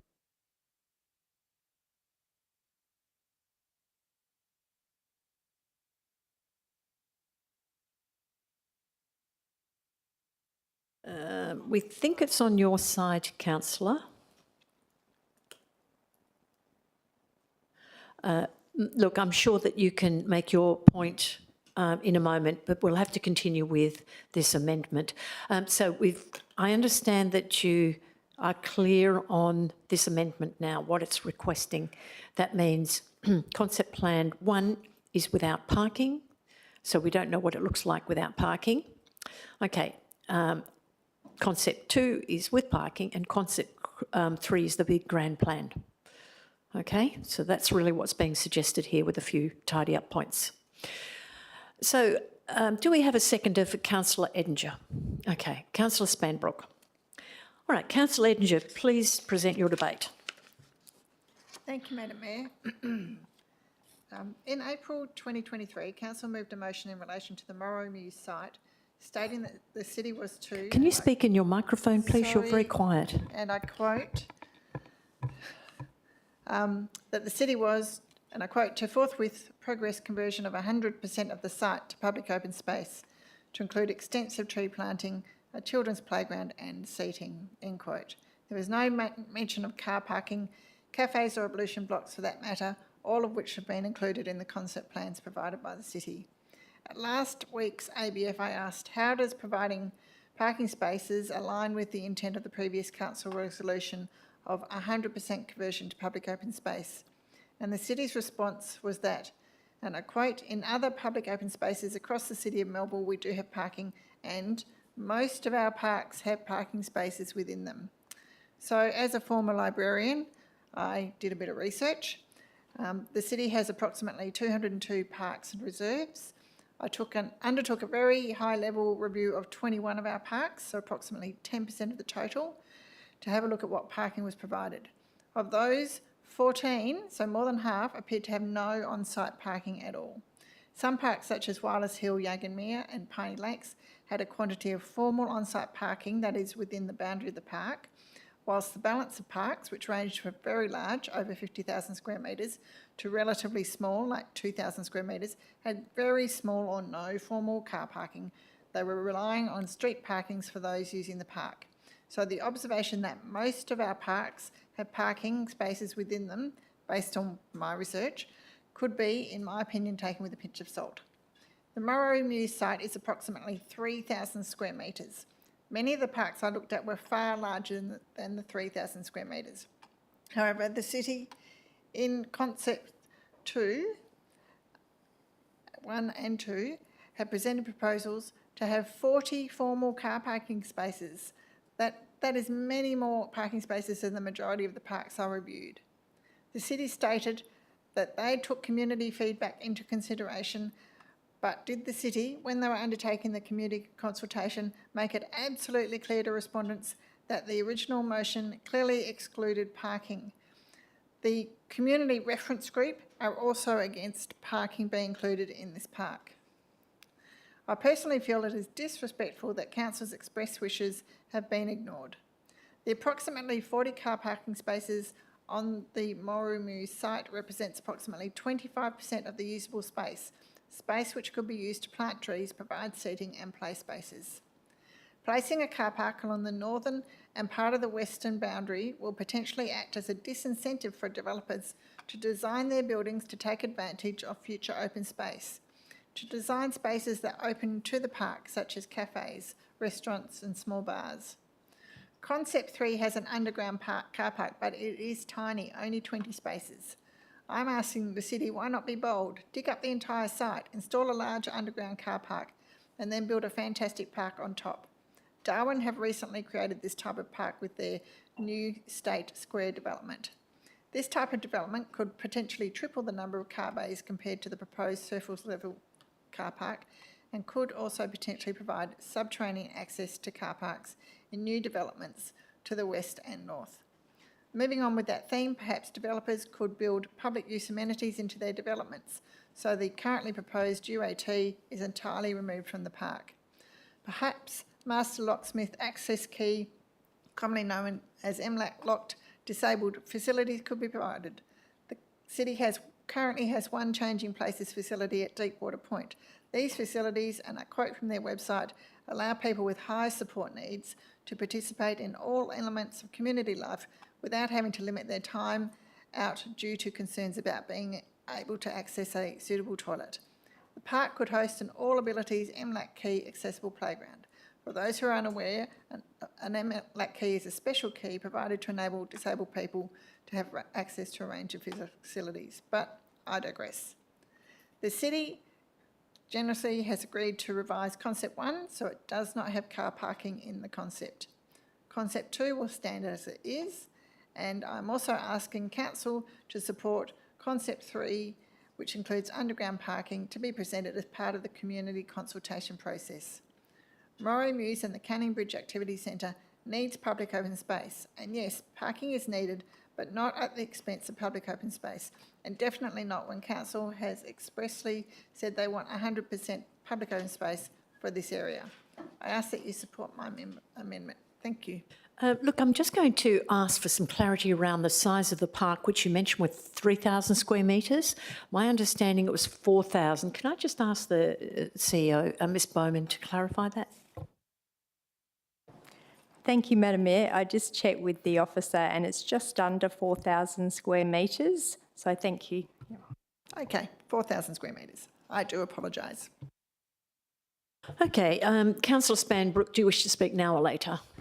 I will, thanks, Madam Mayor, because I would just like to read a couple of paragraphs from Dale Kenny's submission, which I think is important. That he, first of all, he accepts that the concepts are helpful, although perhaps not as creative as this opportunity deserves. While we certainly appreciate the work done by the city's internal team, because as everyone may know by now, he is part of the what was it, Community Reference Group, wasn't it, CRG? That the CRG thinks this is a great opportunity to do something unique and leave a legacy and deserves expert external involvement as well.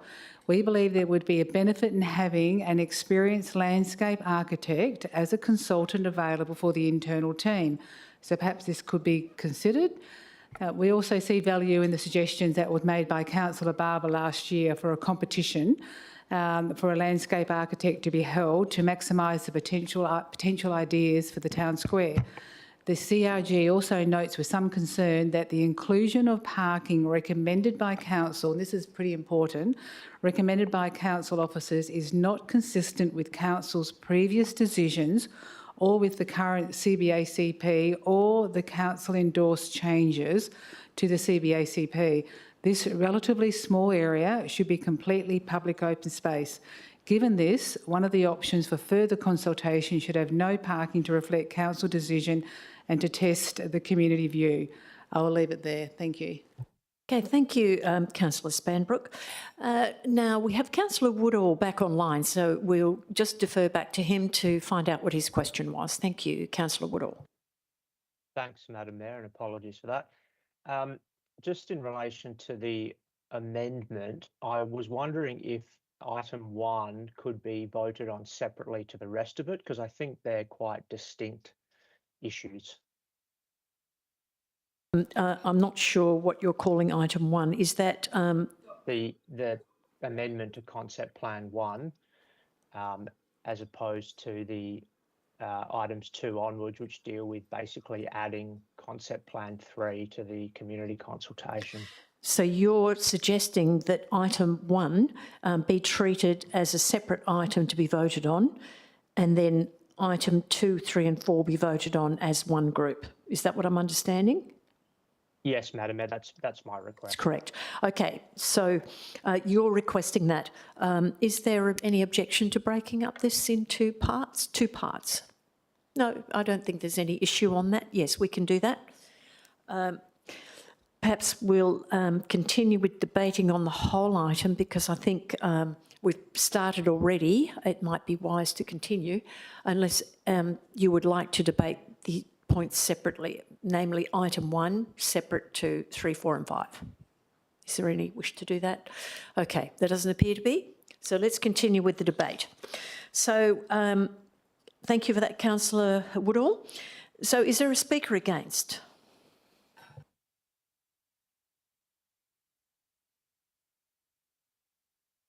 Councillor Wetland.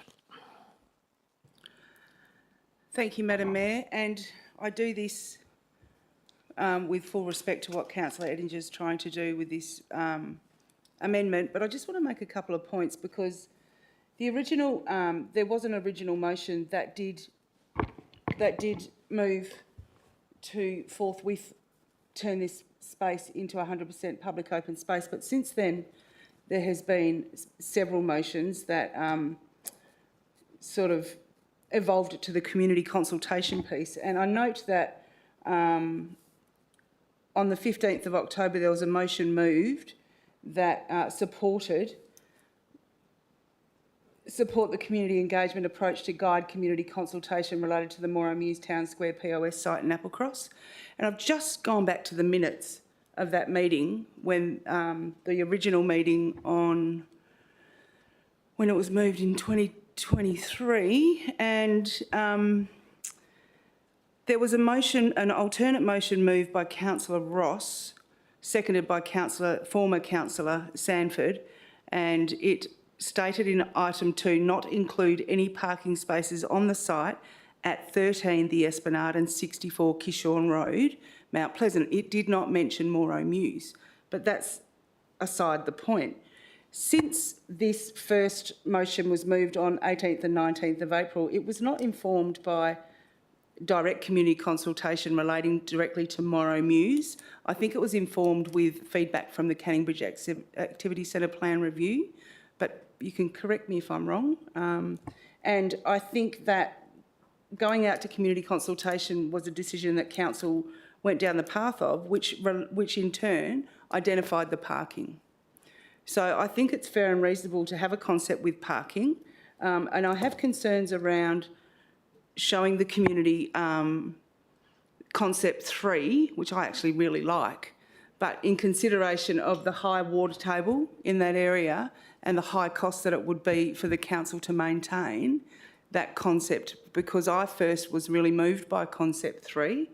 I was supportive of a full park, and then I spoke to officers and spoke to the CEO and the Mayor, and was informed about a situation at Raffles Hotel where systematically they have to pump out water from their car park because the water table is so high.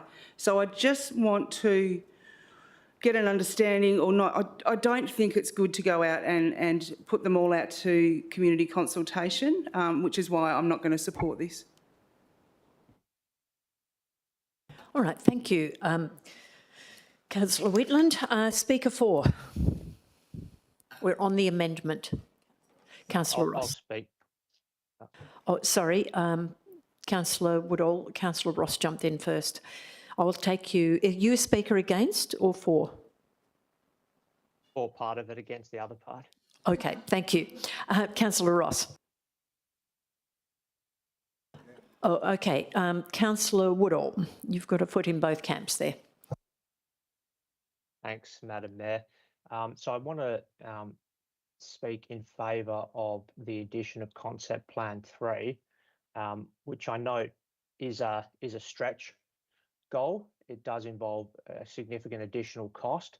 However, I think it's useful to go out to the community, provided that costings are in there as well, just to see what the reaction is and to see if there is support for more of a long-term, I guess, vision for the site that may be more expensive, but there may also be opportunities for state and federal funding if it is proving to be very popular. So I don't think there's any harm in going out with that for the community consultation, provided that the community are also aware of the costs involved. The part I do have a concern with is in relation to Concept Plan 1, removing the parking from the concept plan. I just have it's not in relation to this parking specifically, but I just have a concern with picking apart the plans at council before we go to the consultation. We could say, well, should there be parking? Should there be a cafe? Should there be this or that? I think the best approach is the concept plan has been designed based on the community feedback. I think the concept plan should go out back to the community, provided there are no really significant issues with it. And if the community come back following that additional consultation with concerns around parking or concerns around, cafe or lack of amenities or whatever it might be, I think then that's the time to address those issues.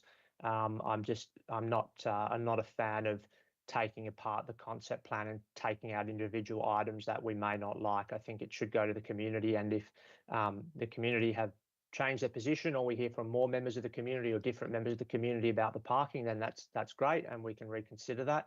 But I'm opposed to changing that for the time being. Thank you. Right, thank you very much. Councillor Ross. Thank you, Madam Mayor. I take a slightly different approach to... Sorry, are you for or against? I'm speaking for part of it and against part of it. Right, okay, thank you. Just as Councillor Woodall did. All right, I'll take that as a foot in both camps. I'm in favour, just to clarify, I'm in favour of the Concept 1 removing the parking, and I'm against endorsing the plans with parking. And the reasons obviously are that in terms of green space and the costs of having parking put into that area would be more expensive than if it was just planted with trees, which is really what we should be looking to do.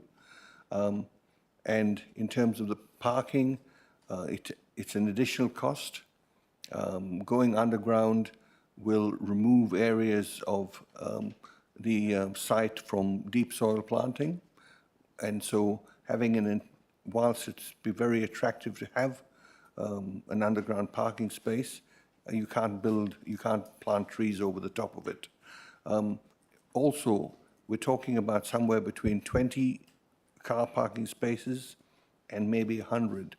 And I don't think what has been considered here is that Moray Mews is a very narrow street. It already serves as the entrance and exit for Sabina, and that's not going to change. And that access cannot be closed off even during an event.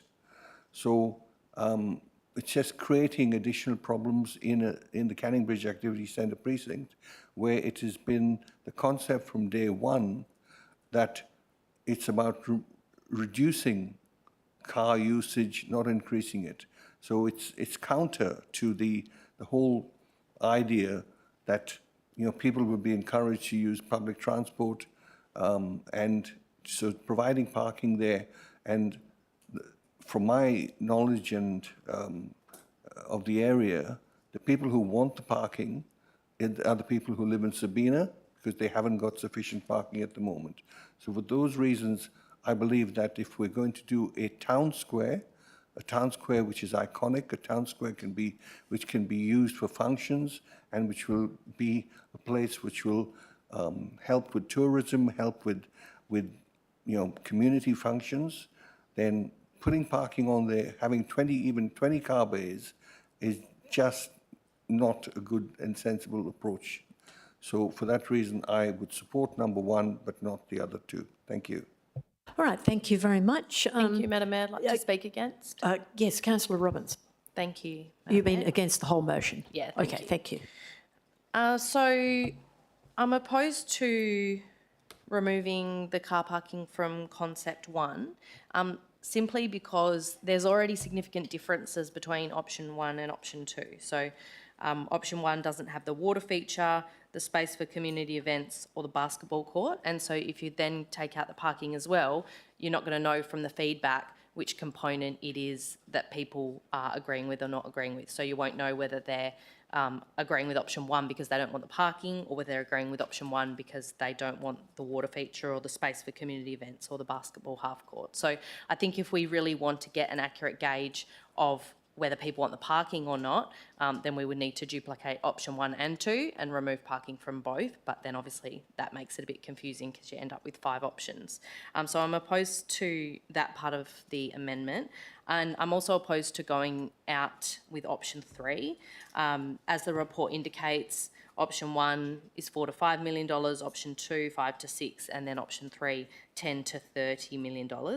I acknowledge Councillor Woodall's comments that we may attract state or federal funding, but I still think it's quite a risky move to go out with option 3, because if we don't attract the funding, then we've essentially said to the community, this is an option, what do you think? They come back and they say, yes, we love this one, let's go with it. We don't attract any other external funding, and then we're stuck between a rock and a hard place, deciding whether we want to spend $30 million on a park that the community have fallen in love with. So for those reasons, I'm opposed to the amendment in its entirety. Thank you.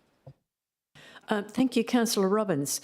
Now, I'm trying to assess how to go forward with this. Do we take another speaker for, as long as there's a one against? But have we got a speaker for, perhaps? Or is it another speaker with a foot in both camps, or how does it look? Does anyone want to speak? Any further speakers? All right, well, let's wrap up the debate. Now, we're only talking about the amendment. So, Councillor Edinger, can you please wrap up the debate? Now, we are going to vote separately on item 1 to 2, 3 and 4. Okay, thank you, Councillor Edinger. Thank you, everyone, for your contributions. I would still like to provide the community with an option so that they can choose if they want to have parking or if they don't want to have parking. There may be different people who engage with this process when they go out to community consultation, so they won't be asking the same cohort. It will potentially be a completely different cohort who may have different ideas. I think we need to respect the original intent of the April 2022 motion, which was 100% public open space. We need more green space. We all have heard on many occasions that the Canning Bridge Activity Centre is severely short of usable public open space, and this is what the development of this site will do, is to provide usable, as Councillor Ross was pointing out, usable, an iconic usable space where functions can be held, where it can become a tourism mecca, which will make Terry and Councillor Lee happy. Yes, so I would encourage you all to keep the amendments as they are currently presented and vote yes to both halves of the amendment. Thank you. All right, so now we have, we're going to the vote, and we're going to vote on item 1. So that is the concept plan 1 be presented without any on-site parking bays, renumber item 1 to item 2, and including concept plan 3 to read. And that is what we're voting on. So those in favour of that amendment, item 1, please vote green. If you're against, vote red. Thank you. Councillor Woodall, what is your vote? Against. Against, thank you.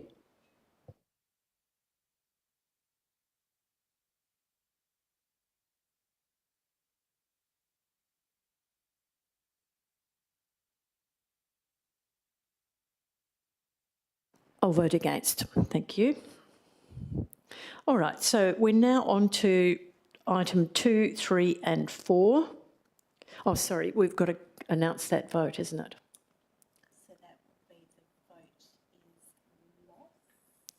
The vote is lost.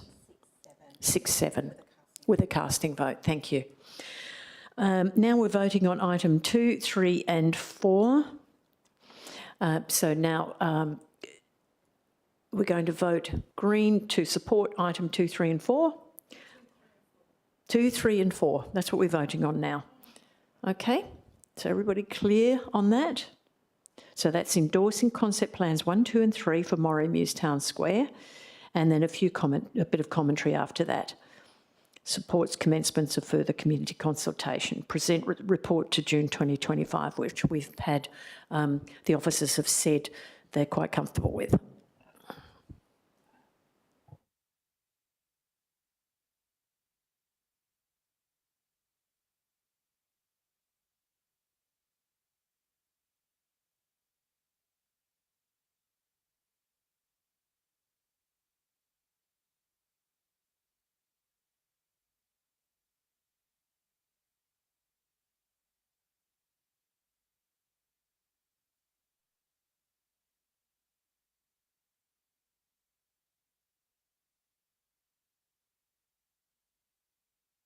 Councillor Woodall, what is your vote?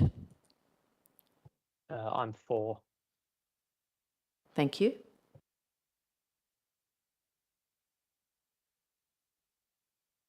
That is carried 8-4.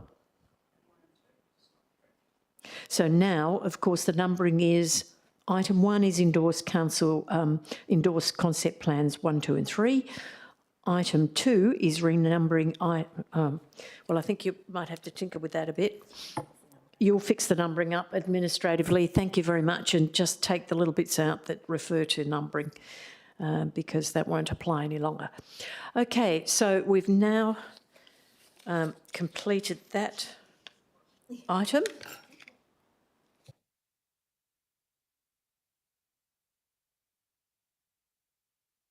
Okay, we're back to the substantive motion as amended. So item 1 needs to be deleted. Oh, yes, that's right. So item 2. Oh, that item 2 is item 2 in the, which the new item 2 is support, it's the same. In fact, we don't really have an officer recommendation anymore. It's the same as what we've just passed. So we're going to pass it again, are we?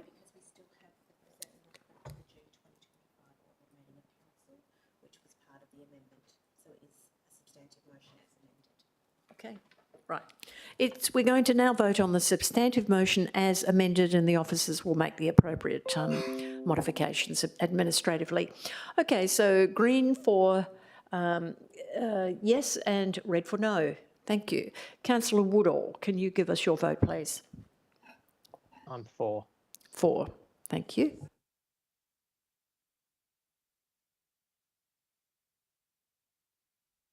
Madam Mayor, can I ask a question? Is that all right? Councillor Green, I think this is a bit challenging because we're just doing a vote at the moment. So if you don't mind, we'll finish the vote.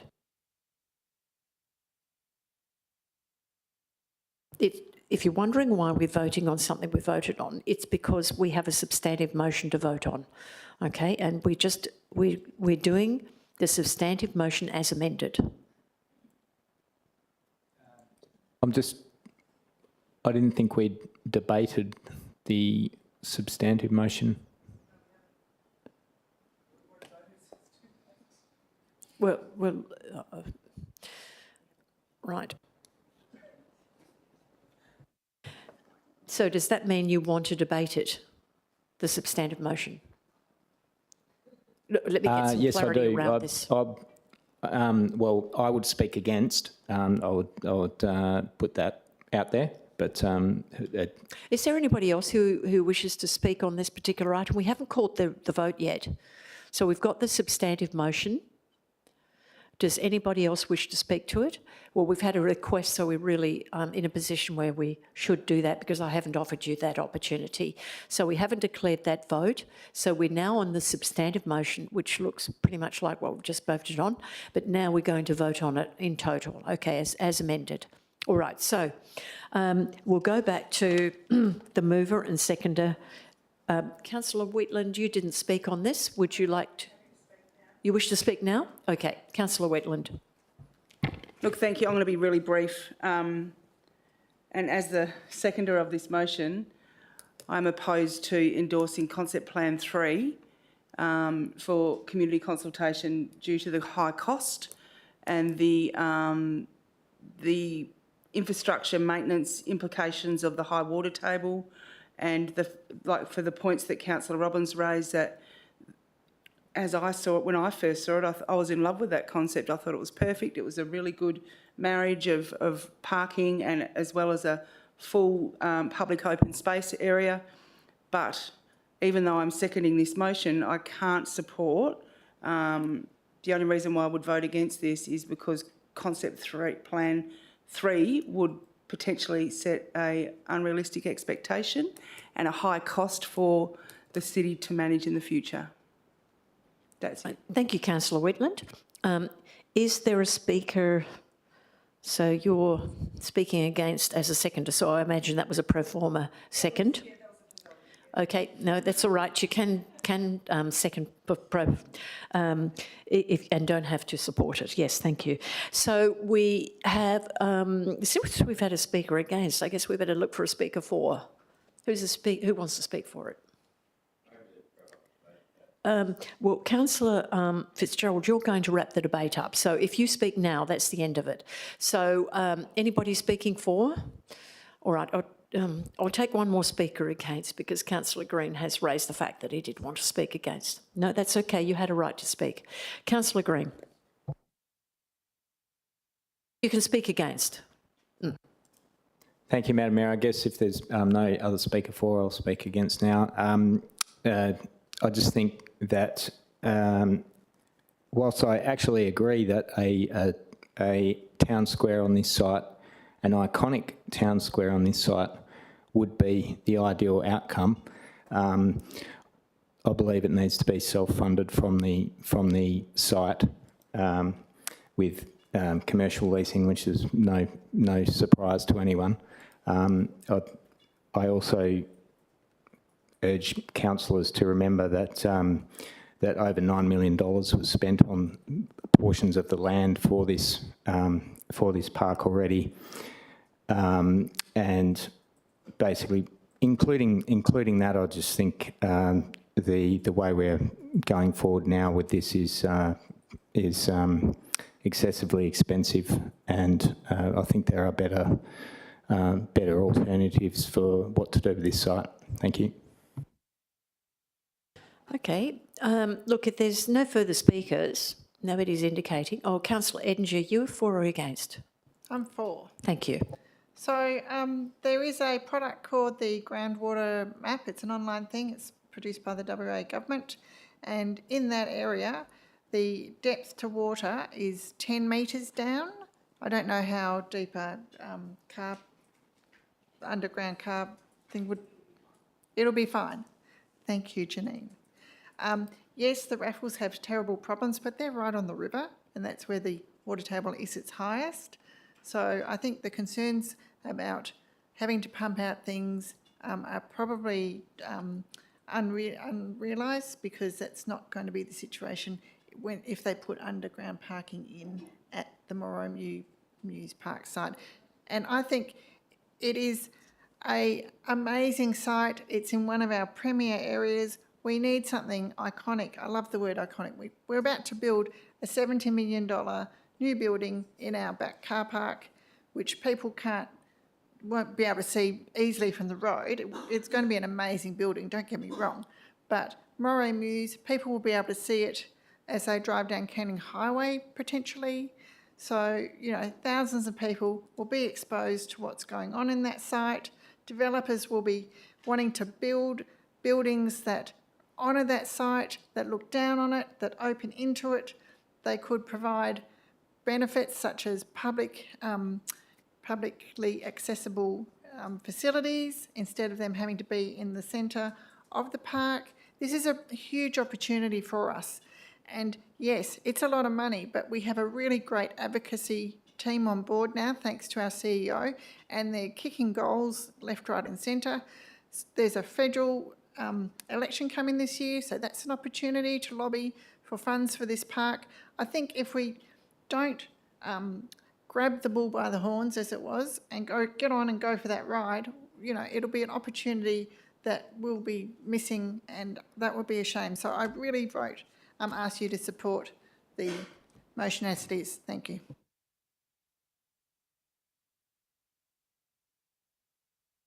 Ms Bowman, CEO, would like to clarify a matter. Thank you, Madam Mayor. Thank you for indulging me. I just wanted to clarify the concept plan 3 is not actually really a basement car park, and I think that's where there's a bit of confusion. The staff are looking at building a slightly yes, please, could you please explain that? And I also just want to clarify, we do have experienced landscape architects within our team, and this is Ms Ahola here tonight. Thank you. We have Ms Ahola, Acting Manager, Natural Areas and Parks. Thank you very much. Thank you, and thank you for letting me explain it. Because of the slope of the land, we can actually use that to basically form an at-grade car park. It will be slightly lower just to give us the clearance, but it's an at-grade car park essentially, and then we'll build over the top of it. So that's where we actually have a benefit in that site. So we don't actually have to dig down a great deal. And we're also on the top of the hill, as you've indicated, so the groundwater shouldn't be a problem to us. Okay. Yeah. Thank you for that clarification. That was very helpful. Okay, so we're pretty much reaching the end of the debate, and that's Councillor Fitzgerald to wrap up. Thank you, Madam Mayor. I think almost everyone's had a chance to speak on this, so there's not a huge amount more to add. I think there are two things I'd like to say. The first is to the community. This entire suite of public open space is recognition that there is work to be done in Canning Bridge, both in terms of getting the planning into a situation that the community is happy with and that the city is happy with, but also in recognition that that area has not progressed the way that the community was told. It has not progressed, in fairness, in keeping with the then council's expectations and the significant changes in council since then. Certainly we've made very clear, both to the state government but also to developers, that we have very strong expectations that Canning Bridge will not continue as it has in the past. Partly these public open space provisions are an attempt to redress the fact that the public amenity that was promised in relation to increased density has not yet been realised. This hopefully will go some part way to realising that. And the second thing I'd like to say is to our officers, and that is I recognise that we have been burned in the past when it comes to attempts to coordinate private landowners reworking parking, and we have in the past in a number of locations approached private landowners with an overall plan to try and make the parking in that area work significantly better, and we have found that that hasn't necessarily been receptively picked up. I urge you not to lose hope. I think it would be, personally, a terrible pity if the provision of such an important piece of land and such an expensive piece of land was given over substantially to parking. I think there are very significant opportunities to improve parking that will require coordination of the private landholders in the area, but I am sure that can be done. And the fact that it has been a struggle in the past doesn't mean it's impossible now. And I would urge us to reconsider the extent to which we can encourage, by various means, private landowners to work together with the city to get a more consistent and coordinated approach to parking access in this area, so that we can avoid giving over such crucial public open space to parking. Thank you. Okay, thank you very much, Councillor Fitzgerald. We're now going to the vote. This time we will be doing the vote. And the green is for the officer's recommendation as amended, and red is for not supporting it. Okay, thank you. Councillor Woodall, what would your vote be? I support the recommendation. Thank you. Thank you.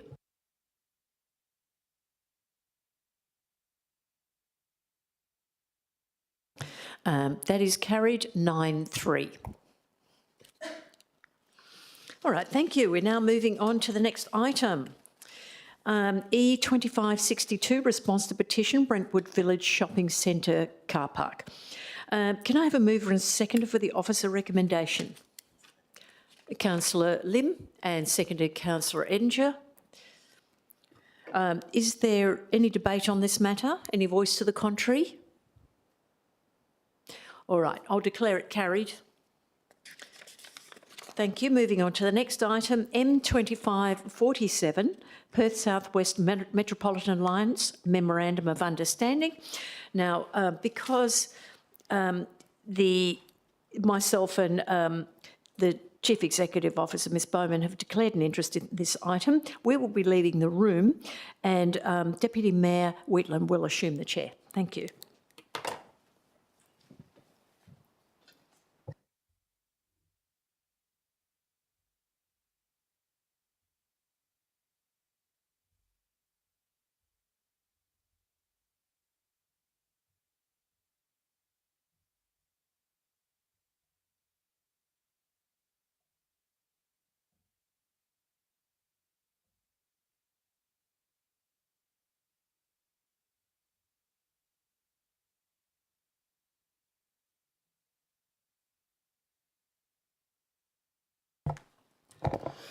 Okay, prior to tabling the officer recommendation, I would like to advise the council that an amendment has been received from Councillor Robbins.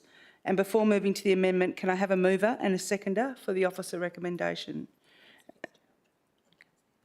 Councillor Fitzgerald and seconded Councillor Ettinger. I withdraw my seconding. Look for another seconder for the officer recommendation as it is on the screen. Councillor Spanbrook, thank you.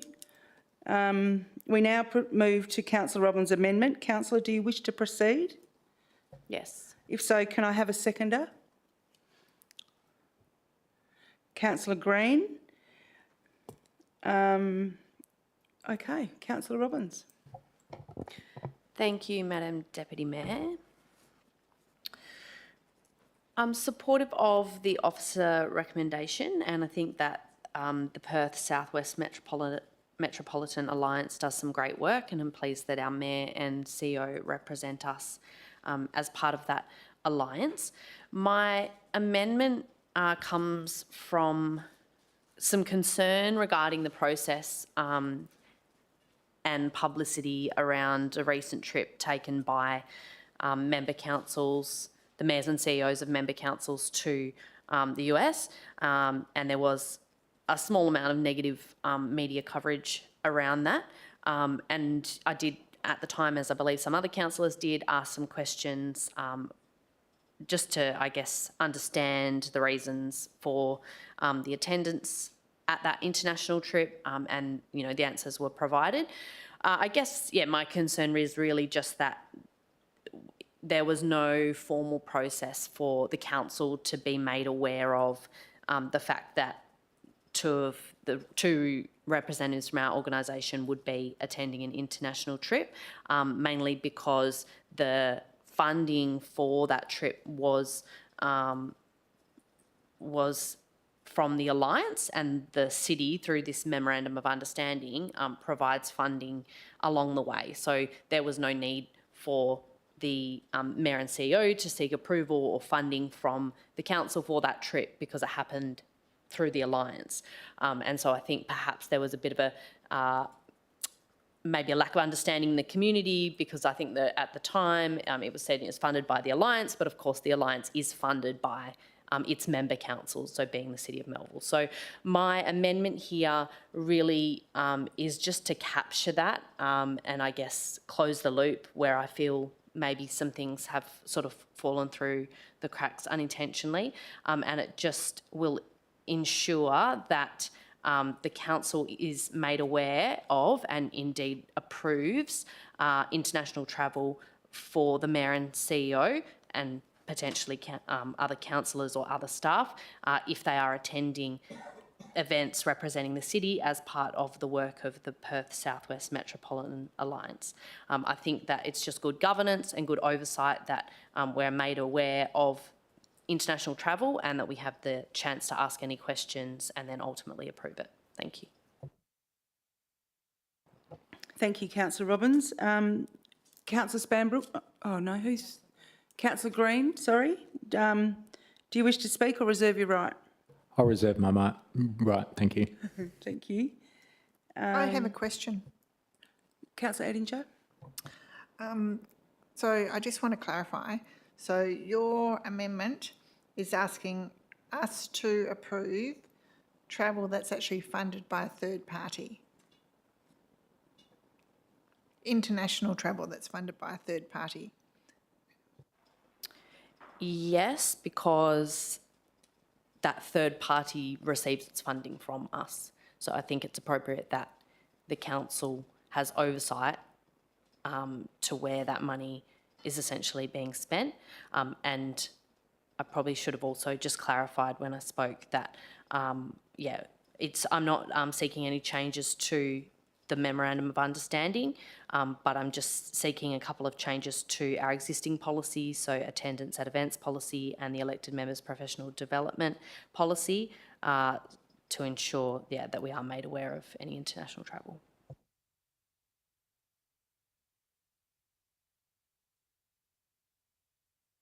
Thank you. Councillor Lee. Thank you. I've got a further question from, thank you, Madam Deputy Mayor, to Councillor Robbins. Did you say you only need the approval if they are travelling overseas? What about domestic? Is that you need to put that in? Because domestic is also quite costly. So, or you just got to just leave the, yeah, thank you. My intention was international because I think domestic is probably not as great a concern for me, but if there was an appetite to include domestic as well, I'd be happy to do that.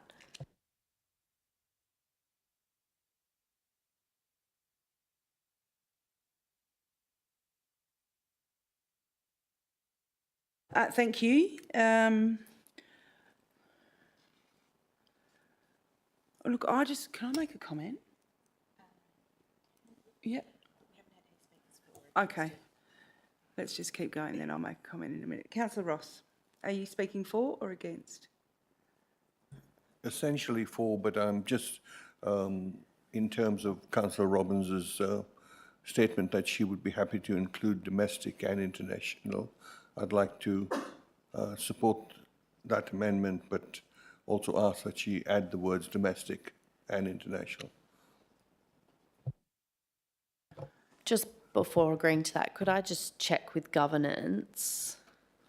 I could be wrong, but from memory, I think there might be already some differences between domestic and international travel in terms of those policies. So I guess just in the back of my mind, I'm trying to remember what's happened previously, but I think there might be different processes for councillor approval for attending events that are domestic versus international.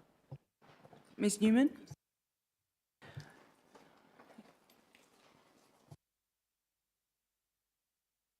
Madam Deputy Mayor. Councillor Woodall.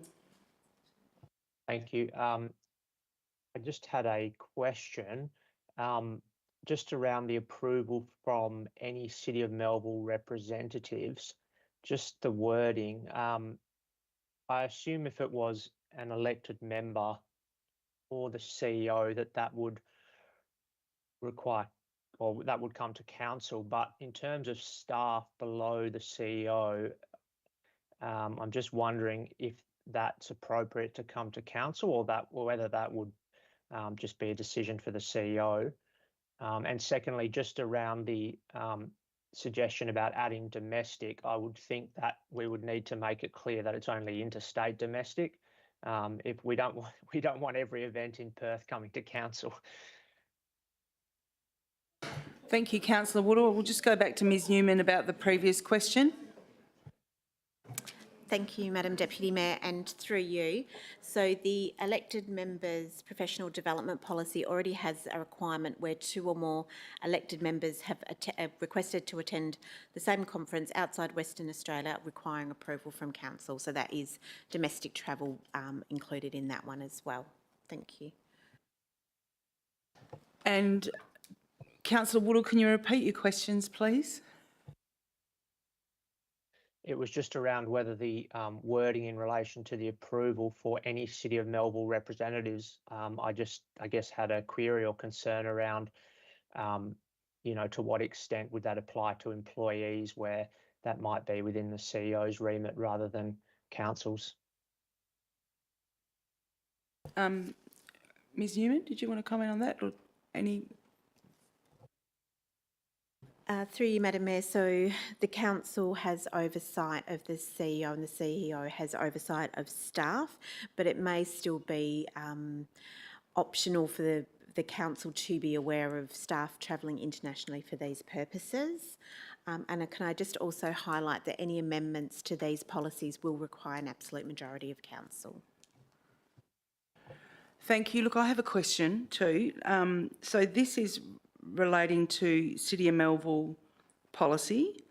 Do we need to add a dot point onto this amendment if it's carried to inform external governance bodies that the City of Melville is engaged with, like South West Alliance, Regional Resource Recovery Group, of this council decision?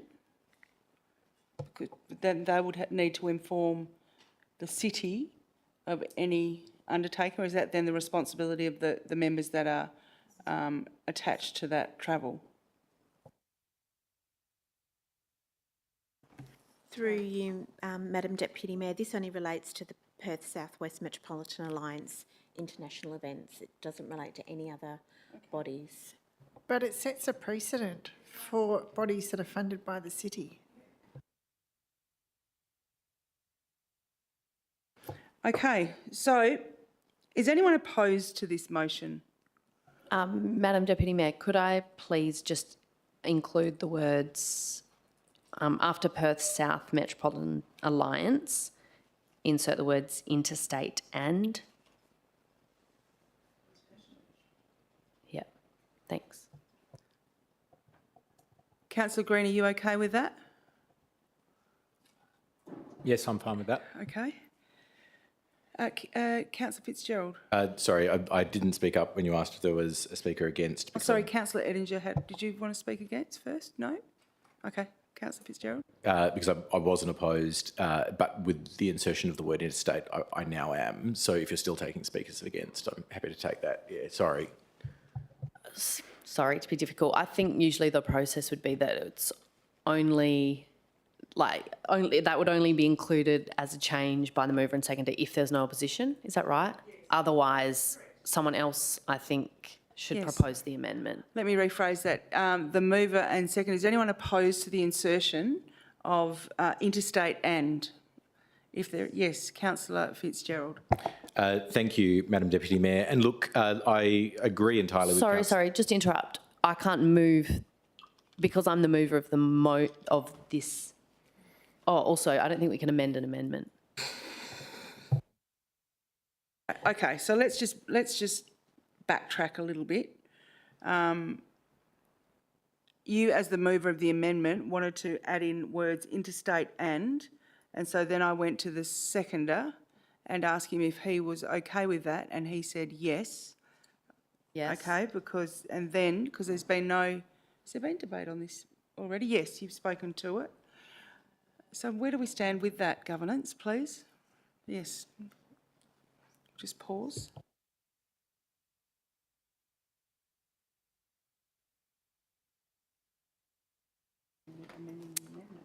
Yeah.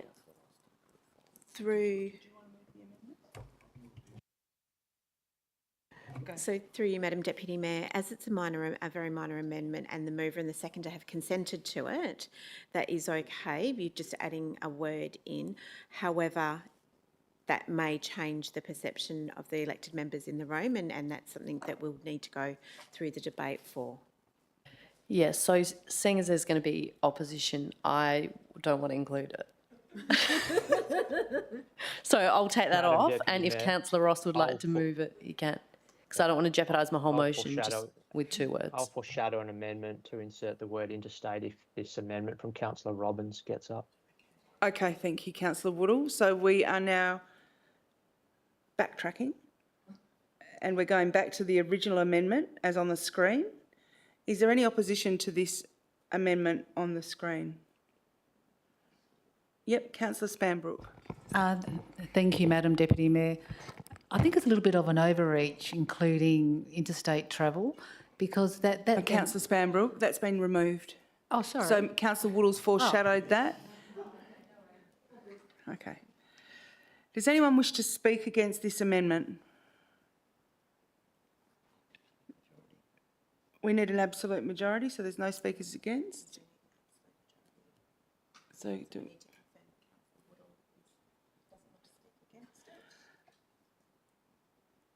1 second.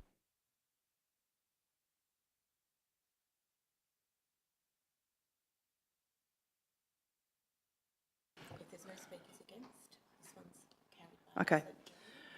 So there's no speakers against, and this one is carried by absolute majority. And now we will go to Councillor Woodall with his foreshadowed amendment. Thank you, Madam Deputy Mayor. I'll keep it very brief. So it's just to insert the words interstate and after South Metropolitan Alliance. Do we have a seconder I have for a this seconder. amendment? Is there a seconder? Councillor Ross. Councillor Woodall, would you like to speak? Oh, you've spoken to it. Councillor Ross, would you like to speak to this? Councillor Ross seconded it? Yeah.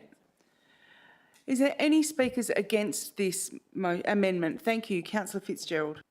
Thank you, Madam Mayor. Look, I think there are two reasons to think that adding interstate goes too far. The first is the quantum. If we're concerned about the cost, then the reality is that international travel is much, much more expensive than interstate travel, unless you're going to Bali, I guess, but that would have other objections. The consequence of that is that we would not want to be in a situation where we were exercising essentially financial control and making a determination that a trip was inappropriate, and then not have that capacity with respect to a very expensive trip to Broome or even Rottnest, which can much exceed the cost of a red-eye flight to Sydney or Brisbane. The second part of this, and I guess I was uncomfortable with this in this respect with all of it, but I acknowledge that public interest in international travel is such that, despite my discomfort, we probably do need to show some oversight. The broader this part of the motion is drawn, the more not just value will be captured in terms of dollar amounts, but the more subject matters will be captured. And I would be very uncomfortable with every sort of piece of advocacy that the Southwest Group wants to do, essentially coming to council for a referendum on the merits of that piece of advocacy.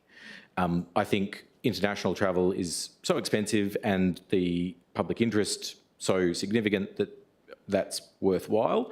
But I must admit, I would be very uncomfortable with voting in favour of the Mayor and the CEO's attendance at an international event like this being seen to be, a position I'm taking on AUKUS, which is quite a distinct matter that I have different and very odd views about. And I would hate to see that sort of stuff become the subject of council debate. And inevitably, as we saw in other councils, that is what happened. We saw members of the public and councillors using the question of travel as a way of having their views heard on the substantive advocacy matter rather than the value for money of the travel. This risks, I suspect, opening us up to a very substantial number of possible issues that are going to be comparatively very small figures that don't involve international travel, becoming the potential for a circus that perhaps we'd rather avoid. Thank you, Councillor Fitzgerald. Is there a speaker for? Councillor Ross, would you like to reserve your right? No, I'm happy to speak now. Thank you, Madam Deputy Mayor. I'm really surprised to hear that Rottnest is an interstate travel, but leaving that aside, I think Councillor Fitzgerald said. To clarify, Councillor Ross, my point was that travel to Rottnest can be very expensive, more expensive than interstate travel. So if finance is the reason that we are dealing with this, then there is just as much reason to control... If you have something to say, why don't you raise a point of order, please? Thank you. Apologies. Thank you. Councillor Ross. Thank you again, Madam Deputy Mayor. This is all about governance, really, and about perception, and having interstate and international events approved, going through a process, gives comfort to the community. It's not about the amount of money, it's about the perception that someone is getting a benefit that maybe they shouldn't be getting. And this protects the elected members, the mayor, the council, the CEO, from any adverse reflection on them having somehow, taken a trip to Rottnest on the community Councillor Ross, expense. can you please? Sorry, Rottnest was mentioned. Yeah, stay on track. Thank you. I'm entitled to refer to what's been stated. So coming back to what is being, I believe, trying to be done here is to make sure that we're transparent and that we protect everybody's interests and the community's interests. It doesn't matter whether it's $1 or $10,000. It's the same, the principle is the same, and I think that this is a good amendment, and I would ask everyone to support it. Thank you. Councillor Woodall, would you like to wrap up the debate? Thanks, Madam Deputy Mayor. Just briefly, just 2 points really. The first is that at the end of the day, we're spending ratepayers' money, albeit via the South West Metropolitan Alliance, but it's still Melville ratepayers as well as other ratepayers' money. And so I think if we're going to have a process for approval for international events, as a matter of course, it makes sense to also include interstate, given the distances involved in interstate travel. That brings me to the next point, which is really around the cost. The comment was made about Rottnest, and I hate to bring up Rottnest, but I think it's also the case that a lot of interstate travel in Australia can be more expensive than travel to Southeast Asia, a lot of Southeast Asia. Especially when you have a very limited choice of airlines in Australia, the cost can be very high for flights, and accommodation is not cheap either. So I think if we're looking at it even from a cost perspective, there'll be many international events in Southeast Asia that end up being less expensive than interstate events in Australia. So I think we need to sort of set a clear boundary. I think it's reasonable to include interstate. I would imagine that most of these trips are not going to be controversial. They will come to council and pass unanimously. If there are any that are particularly, extreme in cost or a very odd, unusual subject matter, then sure, they may be subject to greater scrutiny. But given it's ratepayer money, I think that's entirely appropriate. So I would urge you to support the inclusion of interstate. Thank you. Thank you, Councillor Woodall. Now we're going to vote on the amendment. Green to support the inclusion of interstate, and red to not support it.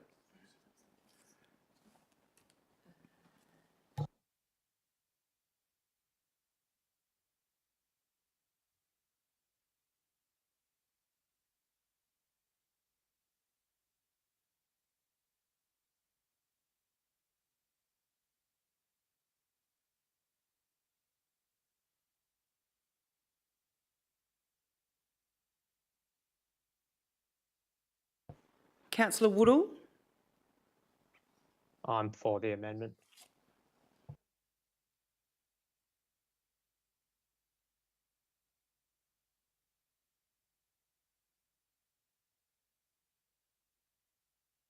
Councillor Green.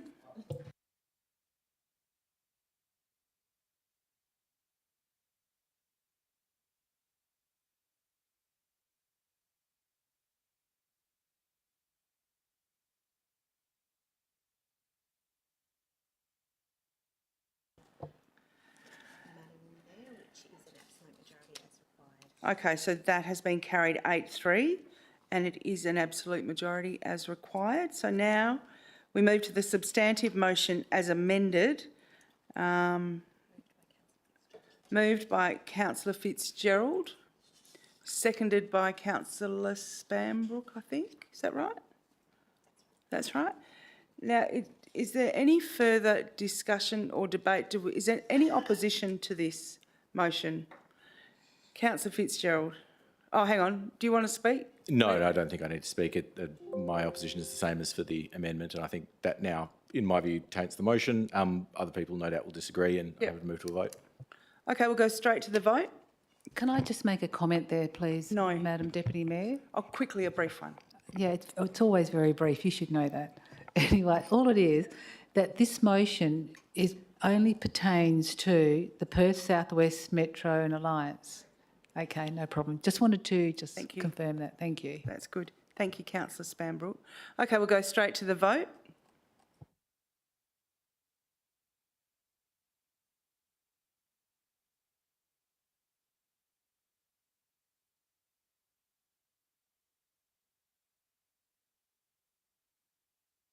Councillor Woodall. I'm for.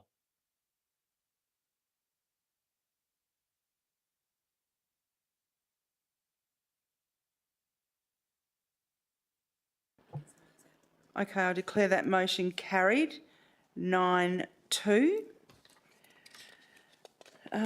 Interesting. Before we proceed to the next item, I'll ask for the Mayor and the CEO to return to the meeting and I will vacate the chair.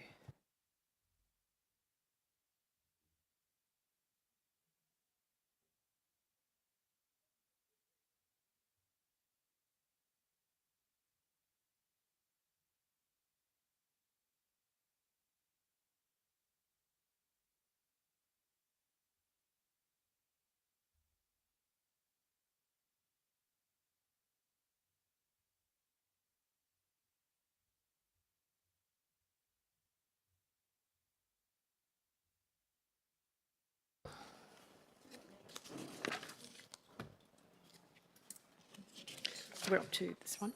Okay, thank you very much. C25246, Statement of Financial Activity for January. Can I have a mover and seconder for the officer's recommendation? Councillor Fitzgerald, seconded. Councillor Wheatland. Is there any voice to the contrary? I declare it carried. Next item, C25248, Melville Golf Centre lease extension request, 21-year lease. Officer recommendation. Can I have a mover and seconder, please? Councillor Spanbrook, seconded. Anybody? Councillor Robbins. Oh. Oh, I couldn't see. Did Councillor Woodall second that? I don't know. Well, I can't see if he did or he didn't. No. Pardon? Oh, he said it, did he? Oh, thank you for picking that up. Okay, Councillor Woodall seconded. Is there any voice to the contrary? Madam Mayor, if we could just ask one question, and it wasn't entirely clear to me on the officer's report. Is there any specific barrier to this matter either going out for tender or tenders being invited, other than the fact that it is essentially a split lease that carves out the driving range and a portion of a hole from the existing golf operator? So is that the reason that going out to tender on this item is just impractical? Ms Bowman, CEO, thank you. Thank you, Madam Mayor. Thank you, Councillor Fitzgerald.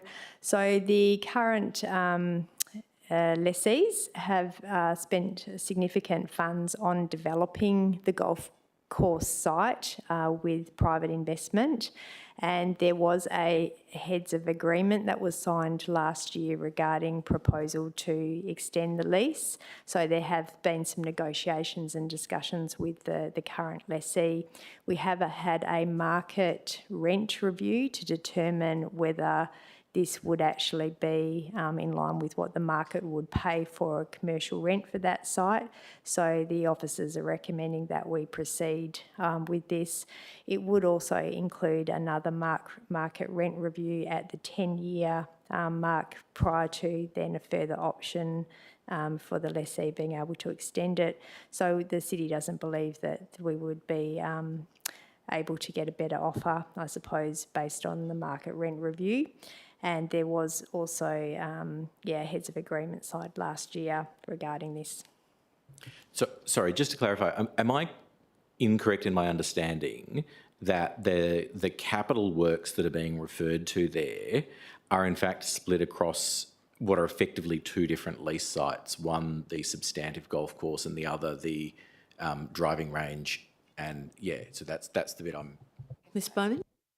Sorry, I didn't understand your question. Thank you, Councillor Fitzgerald. So this is not the Melville Glades golf course. This is just the other site, which is, not inclusive of the Melville Glades golf course. So it's a separate section within the John Connell Reserve. And so, it's a completely separate lease and separate operator. Councillor Lee, is that a question? A question? Yes, thank you. Please use your microphone. Thank you, Madam Mayor.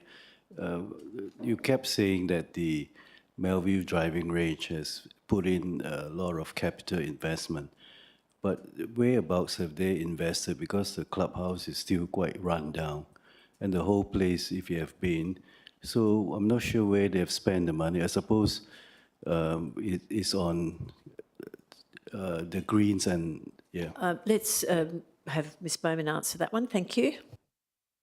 Thank you, Councillor Lee. So yes, it is the development of the golf course itself, so the holes and the actual course. The buildings themselves originally, I believe, were developed by the golf course, so they have developed it. Again, I guess the condition of it might be another story, but they have invested significant amount in the development of the golf course, and they have also, I believe, looked at additional technology as well as making ongoing maintenance and repair of that infrastructure. Thank you. Are there any further questions about this? Councillor Robbins? Thank you, Madam Mayor. Could I just ask for a bit more of an explanation about what the CEO was saying about the rent, or just seeking a better understanding of why we're not going out to tender. Ms Bowman, CEO. Thank you, Councillor Robbins. So in accordance with the Local Government Act, we do need to provide a public notice of the proposed disposal, which does give an opportunity for people to object to that disposal, and it identifies the rent that we're proposing. So the city believes that the rent is in line with the market value of that site. So we do believe that from a value perspective, we're getting the best offer that we can have from the current lessee. And so there's no need to really look at an expression of interest process, because when we advertise the disposal of that lease, we are identifying the amount of money that people will be paying for the lessee in rent. And so really there is an opportunity, if there was objections regarding that rental payment, or someone was to say they don't believe it's market value, they can provide a submission. So the city officers, as part of the process, have already assessed that it is market value for that location. So the city would be getting a good value proposition from that lease. Thank you. Could I just ask a follow-up question? Yes, Councillor Robbins. So in my mind, though, there's a difference between advertising intent to dispose of the site, or I don't know if I got that terminology right, and expecting someone to object, as opposed to putting it out as a request for tender and inviting submissions. So I'm just a little bit concerned about maybe the lack of just us not being completely open about the process and the opportunity, especially given it's commercial. Like, I can understand it for a sporting club where they're not making money out of it, but given it's a commercial operation, I just sort of thought it would have been better practice to open it up to the market. No? Bowman. Thank you, Councillor Robbins. So this would be the normal process for this type of site where the lessee has already invested a significant amount of funds in improving the site. So it is still market value. So from a value for money proposition, the city has checked that it's not, they're not getting, I guess, a lower rental arrangement than what others would offer. So it is something that I guess the city is recommending the council proceed with based on a current market rental value. So we don't believe that we would get a better offer in addition to this. And it's also taking into consideration the fact that the current lessee has spent significant funds on redeveloping and improving the current site, which then also makes it a more valuable site, and therefore we get a higher rental return for it. Are there any further questions on this item? All right, is there any voice to the contrary?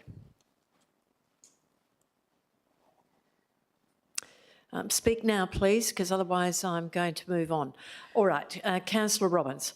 Okay, so now we have Councillor Spanbrook, you moved the officer's recommendations, so can you speak to it? Open the debate, please. Thank you, Madam Mayor. Just to inform everyone that the Melville Golf Centre, it's a public golf centre. It's not private. There's no membership required. And the adjacent one, Melville Glades Golf Club, is private. And however, there are a number of golfers that actually utilise the driving range at Melville Golf Centre, because the driving range actually exceeds the length of Melville Glades, a private golf centre. And even, as I was about to say, that the members of Melville Glades utilise it. Not only that, school children utilise it. They have groups of disabled people who utilise it. And the reason for that, because it's a 9-hole par 3 golf course. It's a short course. And it's not something that is, so overwhelming that, anyone can use it. They have tourists down there. They have a lot of Asian tourists that come in because golfing in Asian countries is very expensive. They do have buses of them, as well as elderly. And as the CEO did mention, that they have invested a lot of money into this. And with the 21-year lease, that they will then invest more. They do need protection on the actual driving range. So, because I've been down there when you've got the, all the elements, the weather being thrown at them, yet you have these avid golfers who are still there and they're, teeing off, but they want to put some facilities down there, some infrastructure to provide protection and also improve, because there are other areas that do need improvement, but they've held off slightly because, not just slightly, they have held off because they're unsure without actually having the 21-year lease that'll help them then feel more secure and then investing. And it is actually a great community facility. And if anyone goes down there, which I don't know if anyone's been down there or even just observed the amount of cars that roar back and forth, I won't say roar, they're not speeding, so back and forth all the time. It is, and Tracy O'Dwyer, she's the one who manages it, and her father Des. They do an amazing job, and it's worth going down and having a look, and even just getting a barrel, a bucket of balls, and give it a go. And the fact that it's 9-hole, it's a par 3, 9-hole short course, so it is certainly even for the most learner of golfing. Thank you. Thank you, Councillor Spanbrook. Councillor Woodall, do you wish to speak now or later? I'll reserve my right, thank you. Okay, thank you. A speaker against? Councillor Robbins. Thank you, Madam Mayor. I was undecided whether to speak against or not, but I'm not 100% comfortable with the process. I think it lacks some transparency, and I'm just not convinced that it's proper process just to award a lease to a commercial entity without considering that there may be other companies that may be interested. And I definitely take on board the CEO's comments that, you know, we believe that we're attracting a fair market rate, and that the Melville Golf Centre has made significant investment at the site. But yeah, I'm still not 100% comfortable with entering into a 21-year lease, which is a long time, without giving other companies the opportunity to tender. It's not any commentary upon the operation that's being run there, and I take on board Councillor Spanbrook's comments, and I'm sure it is a great operation and provides some great opportunities for people to hit golf balls, but my concerns, yeah, are more around the transparency and the process. Thank you. Thank you. Speaker 4? Or, yeah, what I should really ask is if there's another speaker against. Oh, Councillor Woodall. Yes, okay, Councillor Woodall, I'll take you because you're the seconder. Thank you, Madam Mayor. I understand where Councillor Robbins is coming from. I think for me, with this particular site and facility, it's not a situation where this is a new where this is a new piece of city land or a new facility that has not gone out to the market before. There's already an operator in there. So it's a bit different to something like a new park or a cafe at a new park where we might go out to tender or expressions of interest. This has an existing facility. I think it's fair to say they have invested a lot of money into the facility there and the upkeep of the greens and the course. I also think that if we want them to continue to invest in that facility, they do need a long-term lease. And it's difficult for me to see, given that site and where it's located, I just question to what extent you would get other expressions of interest, because I think it's in a very particular corner of the city where it doesn't have a great deal of necessarily exposure, other than people, you know, other than the fact that it's been there a long time and people perhaps know about it through that. So I would just question what value you'd get from going out to tender, especially given that effectively you've already got greens and bunkers and you know those sort of facilities already there.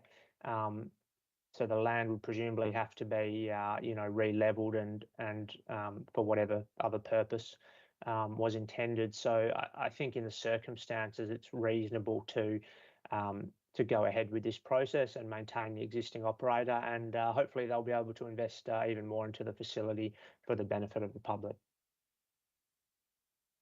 Thank you. Councillor Woodall, is there a speaker against? If I can just clarify, Madam Mayor, there are no greens or bunkers because we're not talking about the Melville Glades Golf Course. We're talking about a driving range. Councillor Ross, you have a question. Yes, my question is, what is the purpose of the advertising to the public? Is it in order to give the public the opportunity to object and or submit tenders, or is it simply to give them the opportunity to object? I mean, if it is to obtain tenders, then I think that's probably something that needs to be done.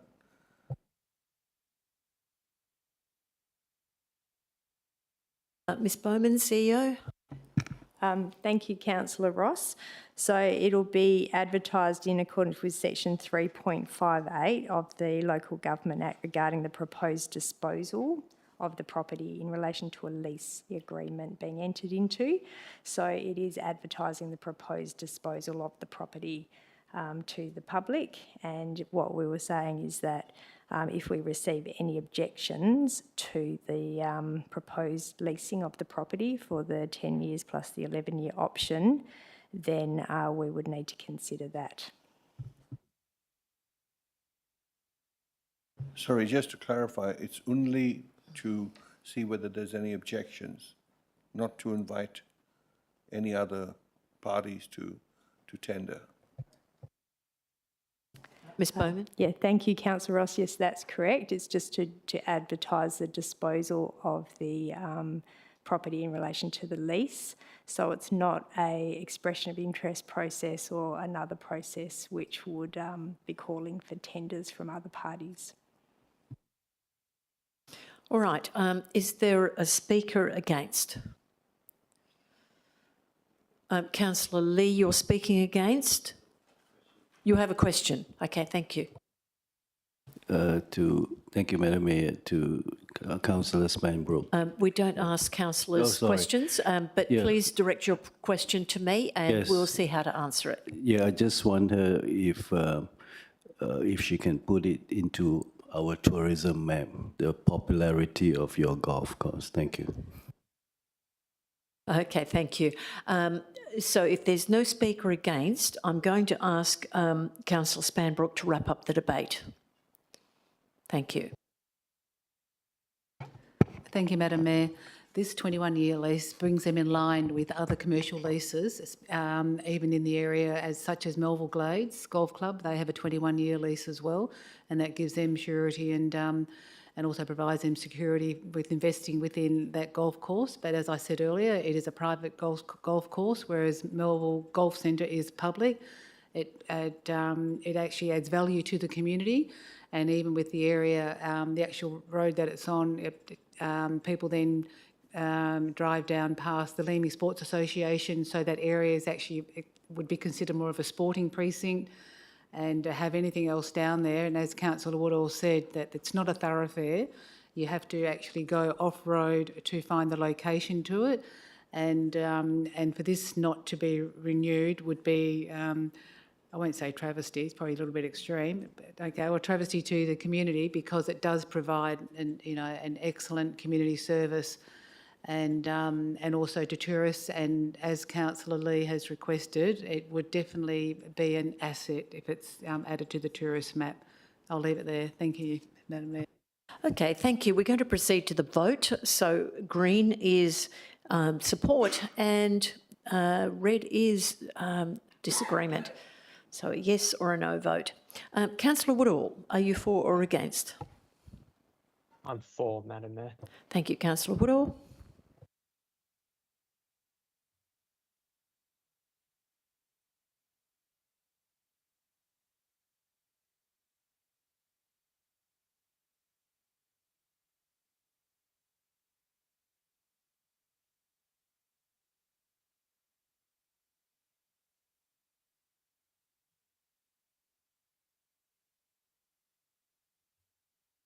Thank you. That's carried 8-4. All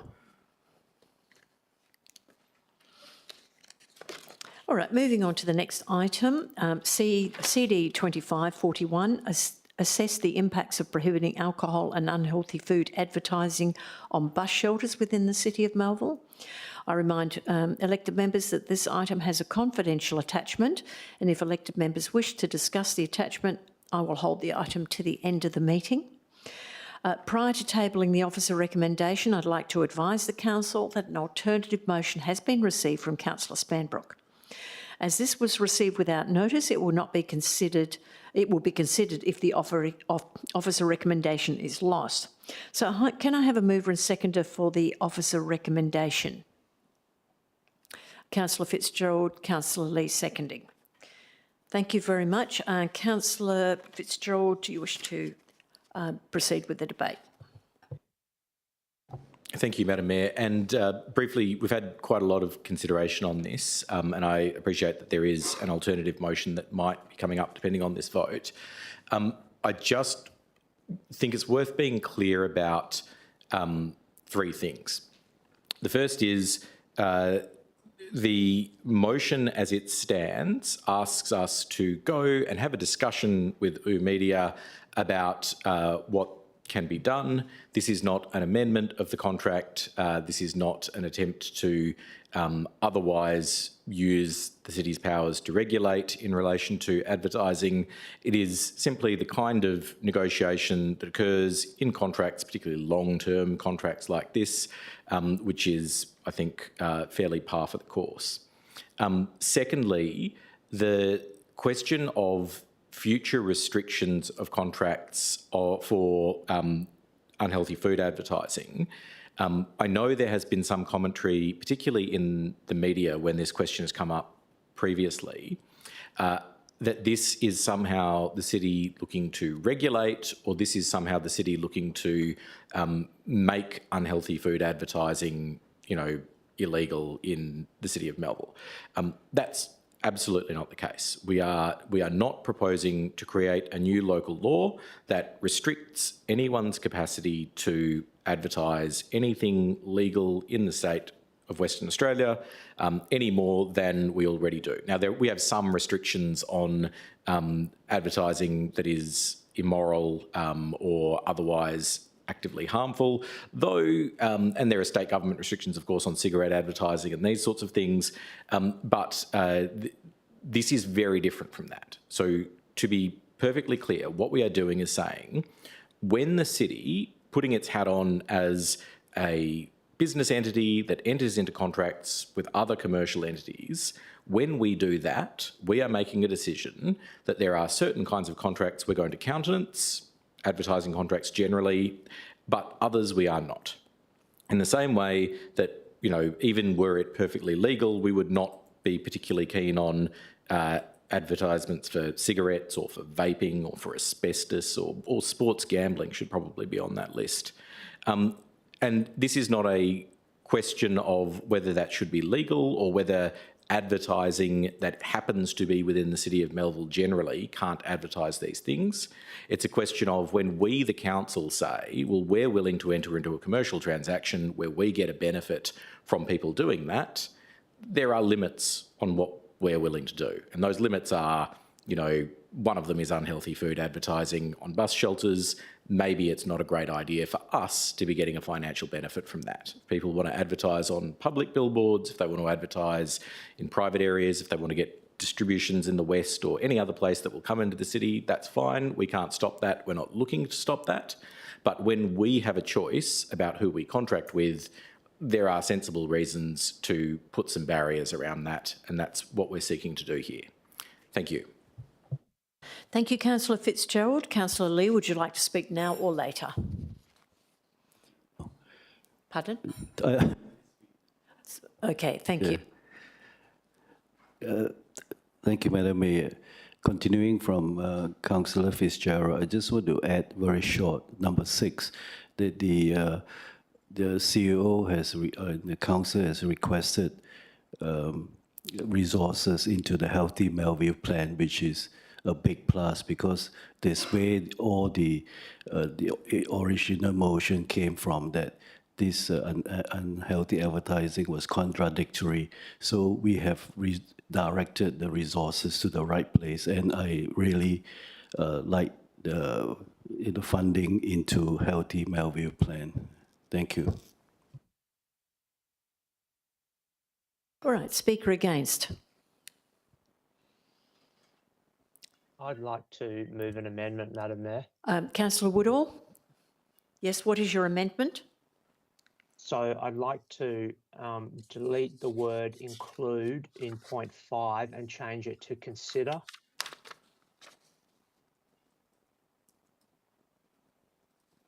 Do you have a seconder? Councillor Green?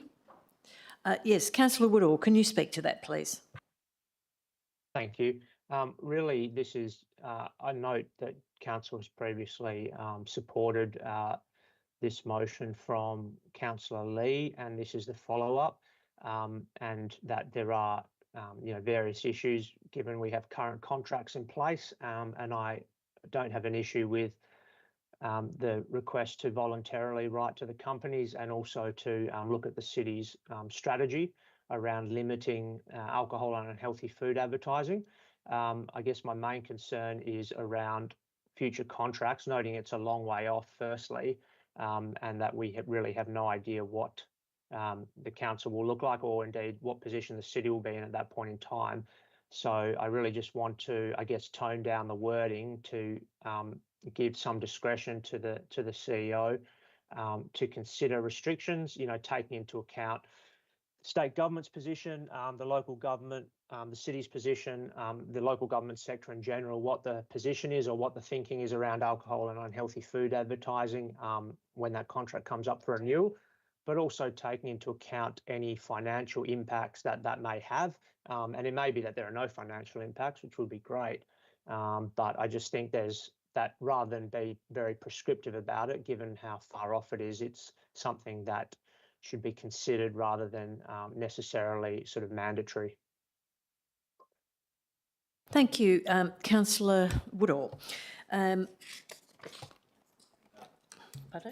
Mayor, if it's of assistance, I'm being persuaded by Councillor Woodall's sort of explanation. I'm happy to accept that amendment, but I note that I've moved an officer recommendation, and we've sometimes differed in the past as to whether those can be amended by it being accepted. So whichever approach you're taking, if that's open, I'm just flagging that I'm willing to do it.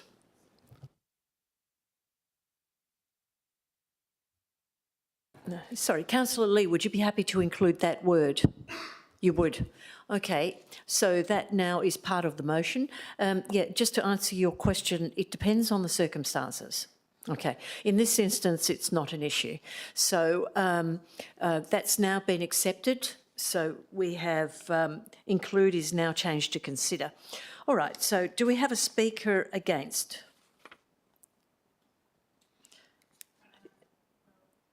Councillor Spanbrook, you're speaking against? Thank you, Madam Mayor. This item is actually it is quite prescriptive, and to even like to actually have a look at it, I think it's absolutely it's crazy that we're even considering this. Because the contract has 8 more years to go, and for anything to change in that contract will be extremely costly to the ratepayers. So therefore, we've got 8 years, you know, with this, and there are a number of other issues as well with it that, like for starters, that the investigation is a year away. I mean, anything can change within that 1 year. And also that the fact that there's been no community engagement on this at all.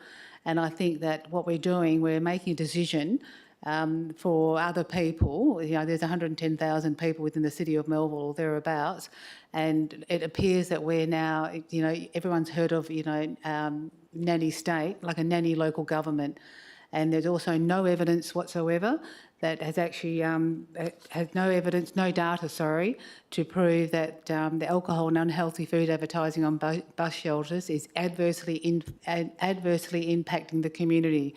I believe the city is also going beyond its remit. It's removing consumer choice.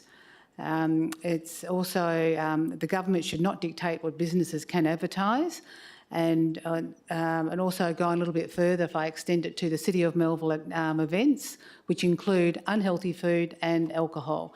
And even to go further again, it also has a huge impact on our sporting clubs and associations if this were to be approved, even though it's advertising, because that can also impact sporting clubs who may have, you know, unhealthy food or alcohol, you know, they've actually received sponsorships from these companies. That'll impact them. This is quite far-reaching. I'm not sure whether councillors have really given this, you know, due consideration, the impact that this could have on not just the bus shelters and Media, it's also the City of Melville, mayoral dinner, you know, MCCC events, you know, sporting clubs, associations, and I would really encourage councillors to please, you know, to not support this. Thank you. Okay, thank you. A speaker for? I'll take another speaker against. Councillor Robbins. Thank you, Madam Mayor. Yeah, I agree with Councillor Spanbrook that it is overreach, and I think we're delving into areas that, as a local government, we don't need to pursue. Last time we had conversation around this restricting alcohol and unhealthy food advertising, we talked about the fact that the state government allows a lot of this kind of thing, and I think if they're going to take a lead in this area and say that they're not going to do it, then yeah, perhaps we follow along. But I just think for us to be saying, oh, we're going to, you know, not allow Hungry Jack's advertising on our bus stops is just a bit crazy when you drive down the freeway and you've got those massive billboards over the freeway that are promoting, you know, McDonald's, Hungry Jack's, alcohol. Same, you go to a game at Optus Stadium with 60,000 people and it's the official sponsors of the Eagles and the Dockers are McDonald's and Hungry Jack's. So, yeah, I just think that us doing this is not going to have a huge impact, and yeah, our staff are going to be spending time on reporting back to council on the feasibility of an advertising policy for something that, yeah, really, in terms of the overall impact it's going to have on our ratepayers, I don't think is significant. And I just prefer our staff to be spending their time on other things. And yeah, just to pick up on the point Councillor Spanbrook made as well about sporting clubs, a lot of our sporting clubs, I know when you go down to Melville City Hockey Club, they've got numerous sponsors, signage for numerous sponsors around the field, and I'd hate for their sponsorship opportunities to be impacted by a policy that we implement. So, yeah, for those reasons, I'm speaking against it. Thanks. Okay, well, I'll go back to Councillor Fitzgerald to wrap up the debate, please. Thank you, Madam Mayor. Look, I'll just take up 2 points. The first is on the question of, you know, what data do we have that this kind of advertising is effective? These are private companies that are driven by a profit motive. If this advertising was not working, they would not be spending money on it. So I think it's fairly straightforward that we can draw a line from the fact that they keep spending money in these areas, that it is having the effect that they want, which is increased consumption of those products. On the second point, I do take the point that a nanny local government approach to what we prohibit is likely to cause problems. Reasonable people can disagree about what should be permissible and what shouldn't. And if this were a question of us writing a local law that said these are the things that are permissible and not permissible to be advertised within the City of Melville or on City of Melville owned or controlled land, I would share many of the difficulties that other elected members have. Where I think this is considerably different is that this is a contract directly between us and an advertiser. It's a contract that we enter into because it is of benefit to us. We could choose not to. We could supply all the bus shelters ourselves. We are getting a direct financial benefit from entering into this contract. That, I think, is different from saying we will take a laissez-faire, you know, small L liberal approach. People can advertise what they want out there in the private market. When we are the ones whose hand is signing the contract, we should probably think, you know, is it really overall in the benefit of the residents for us to be getting this benefit because of alcohol advertising, because of fast food advertising? And I think on balance, it's probably not. And I think that is an appropriate line to draw. And I don't think we need to sort of extend the debate further than it is. It's not a debate about, are we going to ban, you know, McDonald's from advertising the Dockers? Are we going to ban the Dockers generally? I could support that. But this is not the debate we're having. The debate we're having is only what contracts should we enter into, and I think these are appropriate limitations on where we should obtain our benefits. Thank you. Thank you very much, Councillor Fitzgerald, and we're now moving to the vote. So if you support this recommendation, the officer recommendation, please vote green and for yes and red for no. Councillor Woodall, what is your vote? Against, Madam Mayor. Against, thank you.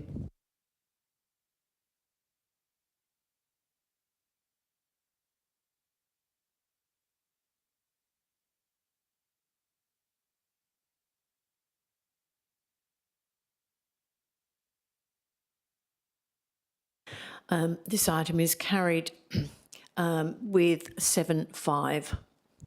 Thank you very much. We're now moving on to the next item. CD 2542, Netball and Multi-Use Indoor and Outdoor Courts Needs Assessment. I need a mover for the officer recommendation. Councillor Wheatland, seconded. Can I have a seconder, please? Councillor Spanbrook. Okay, so now is there any voice to the contrary on this particular item? Okay, if there's no voice to the contrary, or do you wish to speak? Okay, thank you. Councillor Wheatland, please open the debate.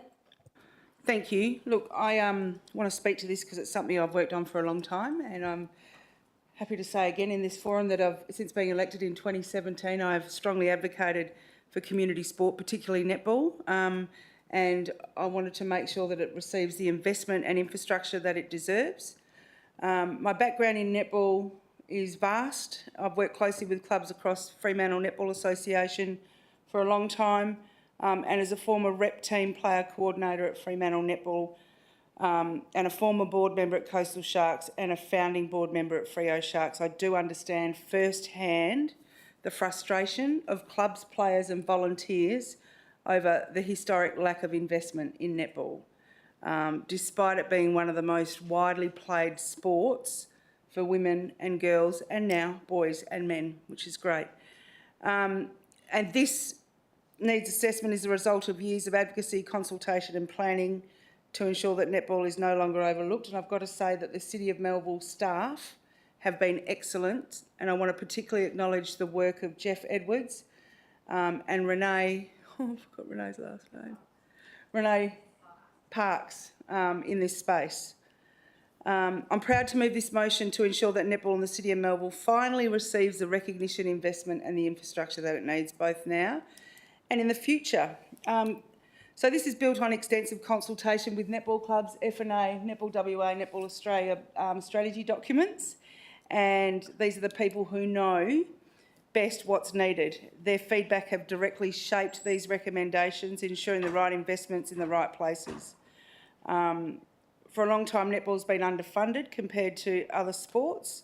Even at a national league level, the West Coast Fever players still don't get paid anywhere near as much as AFL or soccer or other sports, but they don't have the equity investment from large companies. So that's something that, you know, is a continued fight for people in this sector, or sport, I should say.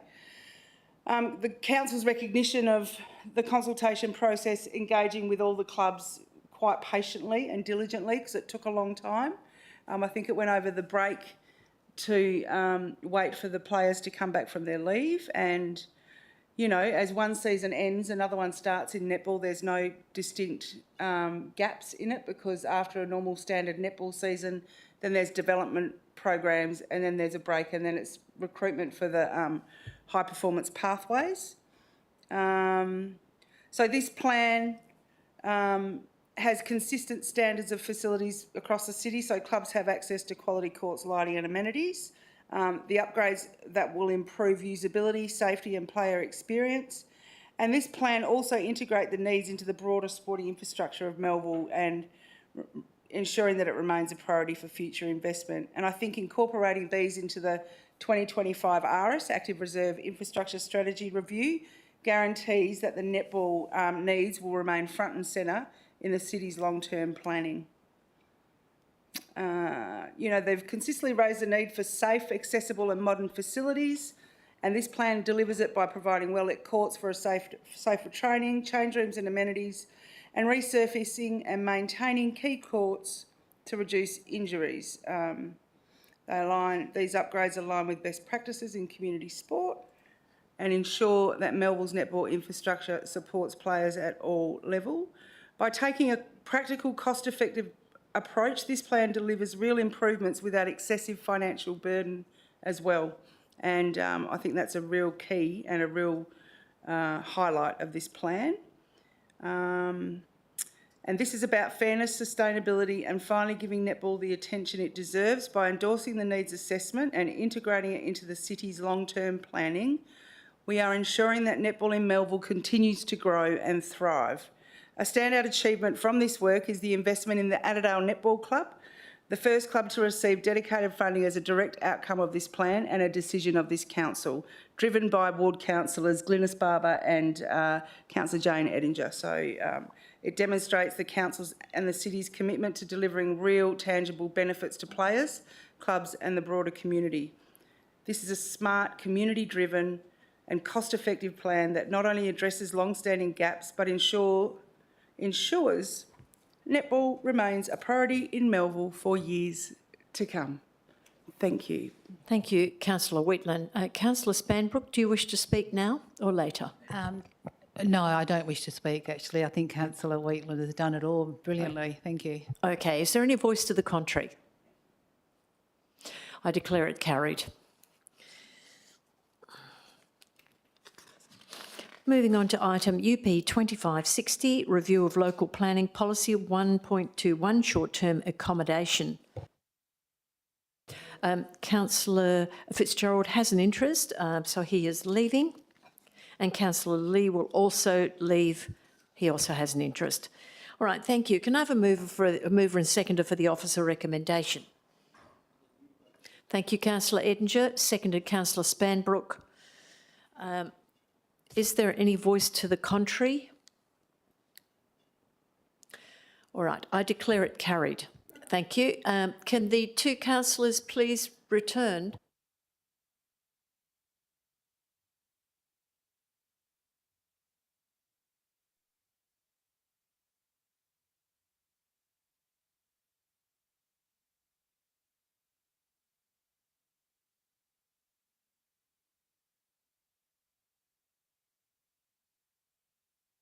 All right, now we're moving on to motions with previous notice. 15.1, notice of motion, superannuation for elected members.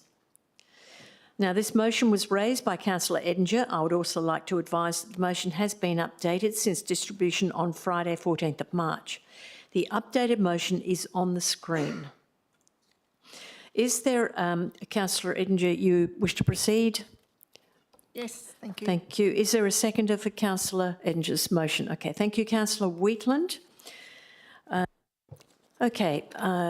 Councillor, or is there anyone against this motion? Councillor Fitzgerald. All right, we'll just proceed with the debate. Councillor Edinger. Thank you, Madam Mayor. Walga's local government's full reform proposals, which were their responses to the proposal that local governments may pay superannuation contributions to elected members, states that it is proposed that local governments should be able to decide through a vote of council to pay superannuation contributions to elected members. These contributions will be additional to existing allowances. It goes on to say superannuation is widely recognised as an important entitlement to provide long-term financial security. Although at the moment, if you look at your balances, it's a bit sad. Should come back though. Other states have already moved to allow councils to make superannuation contributions for councillors, so it's just bringing Western Australia into alignment with the other states. Allowing council to provide superannuation is an important part of encouraging equality for people represented on council, particularly for women and younger people. And finally, they say providing superannuation to councillors recognises that the commitment to elected office can reduce a person's opportunity to undertake employment and earn superannuation contributions. So originally, local government councillors were not paid for their time, but eventually payment for councillors was implemented. The Superannuation Guarantee Act has been in place since 1992, and 33 years later, elected members will be eligible to receive superannuation and thus be able to contribute to their future financial security. In 2023, the City of Stirling voted to support payment of superannuation to their elected members, and on the 20th of November 2024, at its November meeting, the town of Victoria Park became the second council to adopt the payment of superannuation to elected members. I believe that the opportunity has arisen for elected members to receive superannuation benefits, then we should make the most of this opportunity to contribute to our personal financial futures. I've recommended that backdating be considered for any superannuation payments to February to ensure that we are able to make the most of the earliest opportunity available for the city to make superannuation payments to elected members. I understand that this might mean that we have to have a budget amendment because it's in this financial year, but if that's the case, then so be it. So for these reasons, I ask that you support the motion. Thank you. Thank you, Councillor Edinger. Councillor Wheatland, do you wish to speak now or later? I'll reserve my right, thanks. Thank you. A speaker against, Councillor Fitzgerald. Thank you, Madam Mayor, and thank you, Councillors Edinger and Wheatland, for moving this motion. Can I say, broadly speaking, I am very supportive for the reasons Councillor Edinger has outlined. However, I think there is a very significant perception difficulty that arises with elected members voting, requesting consideration of payments to themselves being backdated. So I would be supportive of this motion, but for us requesting consideration of backdated payments. I think that perhaps sends a message to the community that could be significantly misinterpreted. If a decision is made to pay superannuation, then this will be taken out of our hands eventually. By October, it will be mandatory. If a decision is taken to do it earlier, that's fine. I think there are good reasons why we may not want to urge a view to anyone in the organisation about the appropriateness otherwise or consideration of backdating. Thank you. Thank you, Councillor Fitzgerald. Are there any other speakers against? All right, I'm not seeing Yes, that. Madam Mayor. Councillor Woodall. Yes, Councillor thank Woodall, you. Madam Mayor. I'll take you now. Okay. Did you want to speak for first? I have someone for. before we go. Yes, we can have somebody for. I just wouldn't want to get too many fors and not enough against. So I'm trying to balance the debate. No. That is a Councillor balanced Woodall debate. has indicated an interest in speaking, but if you would like to hear a speaker for, Councillor Wheatland is going to speak now. Thank you. Thank you, Madam Mayor. Look, I'm supporting this motion for superannuation because I fought hard for this at a state level in the local government realm in relation to, 5 points, I think. Fairness and equity, firstly. It's standard for most workers, including those in the public service, and board members get paid as well superannuation. I, as a state councillor, get paid a fee. I think it's $3,000 per annum, and we get paid superannuation on top of that because WALGA actually values the work that elected members do. We put in significant time and should receive the same entitlements as other professionals.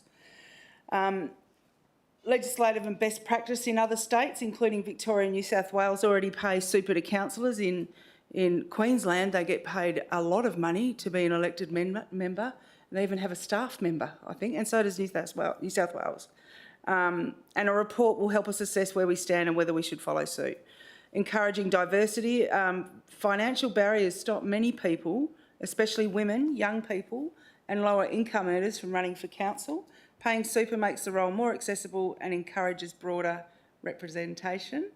The cost is small but has a big impact on financial security for councillors.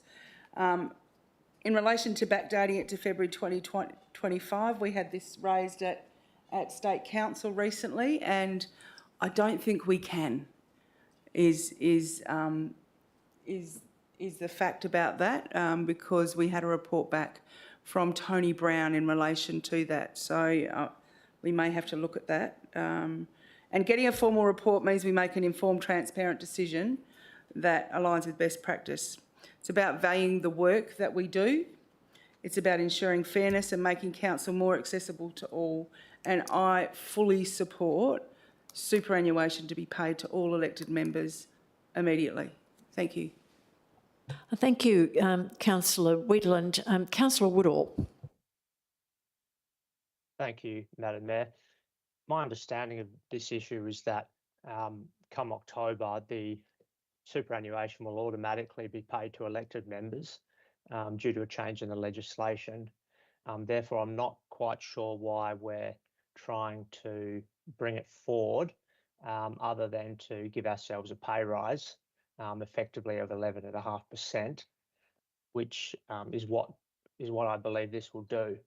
The idea of having superannuation for elected members, I think, makes sense logically, and I agree with it. But the real question has to be, why is it being added on top of existing elected member salaries? Why is 11.5% of our current entitlement not being put away as super rather than effectively an 11.5% pay increase paid for by ratepayers? We already have the capacity as elected members to do whatever we like with our elected member allowances. Nothing stops anyone from putting aside 11.5% in a long-term savings account as if it was superannuation. Sure, it may not be in a superannuation fund, but you can effectively achieve the same thing. I just question the extent to which this is needed and also the optics of it in the current cost of living crisis of giving ourselves an 11.5% pay rise. I think it would be more prudent to simply wait until October when the state government will start making the pay or start requiring local governments to make the payments anyway. We will have no choice as a local government but to pay super to elected members, and there will be no detriment or perceived self-interest on the part of the council in basically giving those payments to ourselves, which I fear is what will happen if we support this motion. I think with Stirling, certainly, I'm not sure about Victoria Park, but with Stirling there was quite a bit of media around that decision, and I don't think the general feedback from the public was positive. So that's my views on this. Thank you. Thank you. Are there any more speakers against? Okay, if there's no further speakers against, I'll go back to Councillor Edinger to wrap up the debate. Thank you, Madam Mayor. I believe that personal financial security is extremely important, particularly for women of my age. A lot of us don't have financial security, and so the opportunity for all of us to start as soon as practicable to start receiving superannuation and have it as an addition to our elected member payments, which is how it normally happens in employment situations, not that we're employees. I think that I understand that, as I said before, there will be a budget amendment required because it's in this financial year, and then we'll vote on it to be in next year's budget, obviously. And I just think it benefits us all and rewards us for our hard work and contributes to our financial future. Thank you. Thank you very much, Councillor Edinger. Okay, we're going to the vote. Yes is green and no is red. So we're voting on the recommendation, the motion before us. Councillor Woodall, please give your vote. Against, Madam Mayor. Thank you.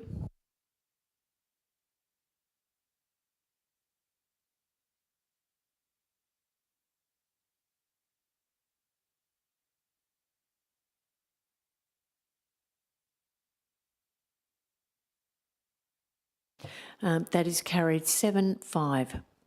Thank you. Moving on to the next item. Okay, item 15.2, notice of motion, review of tree policy. The motion was raised by Councillor Green. Do you wish to proceed with that motion, Councillor Green? Madam Mayor, I'd like to foreshadow a deferral motion, please. Thank you. Okay. Councillor Green, do you wish to proceed? Yes, please, Madam Mayor. Thank you. Do you have a seconder? Councillor Fitzgerald. All right.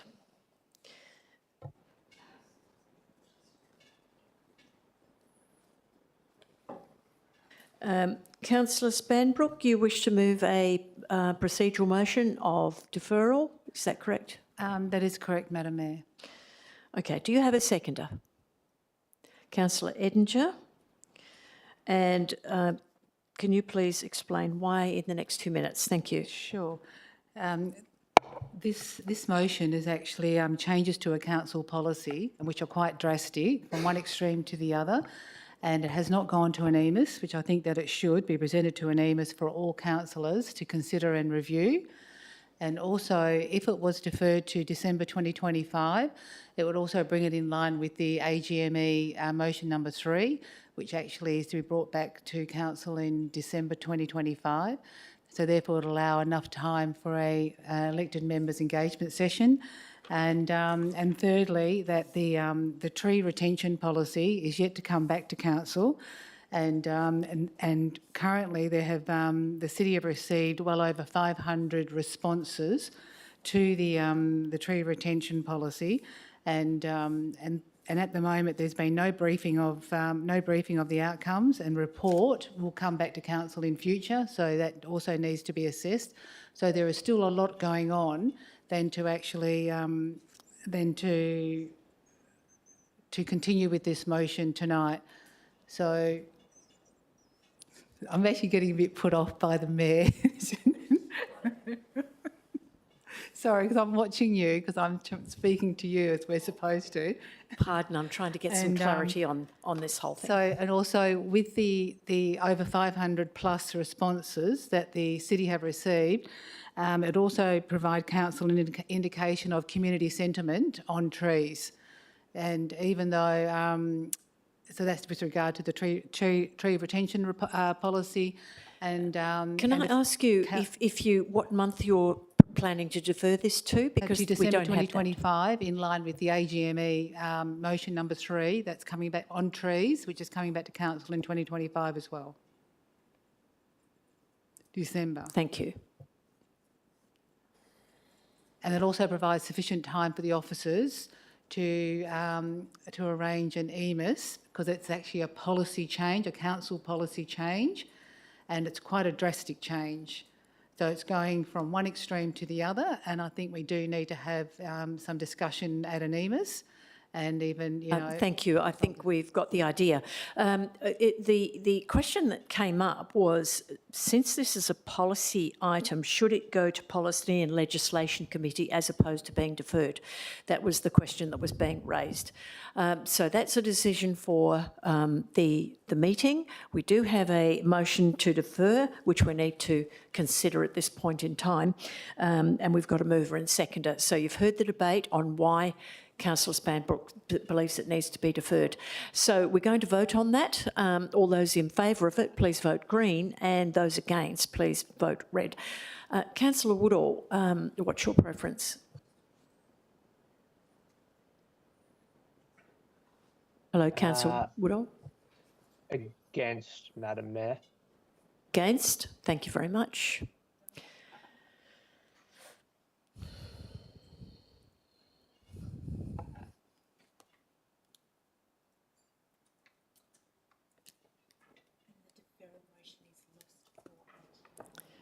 The deferral motion is lost of 4-8. As I said, there is an option to defer it to the Policy and Legislation Committee or deal with it tonight. Do I move that motion? Do I move that amendment? Oh, refer Madam it. Mayor? Beg your pardon, refer it. You wish to refer it? That is your next procedural motion? Policy and Legislation, yes. All right. Councillor Spanbrook moved. Do we have a seconder? Councillor Edinger. Okay. So could you please give your reasons? I would imagine they're a little bit similar, but please give your reasons. Yes, they are. I do think that it does need to be sent to the Policy and Legislation Committee for further discussion and review. And as I said previously, it is quite a drastic change from the existing policy, and quite a contentious one at that. And even if I go a little bit further, if you just bear with me, please, that even when officers now, they're planting verge trees, and at the moment it's an opt-in or opt-out, and the officers themselves... Madam Mayor, apologies, as a procedural motion, could I draw your attention to 13.4, sub 3? That requires that the motion be deferred must not be removed by the, apologies, 13.4, a member must not at the same meeting move or second more than one motion that the motion be deferred in respect of the same item. Oh, yes, sorry, it is not a procedural motion. It is actually a motion. Yeah, it's referring it. Yeah.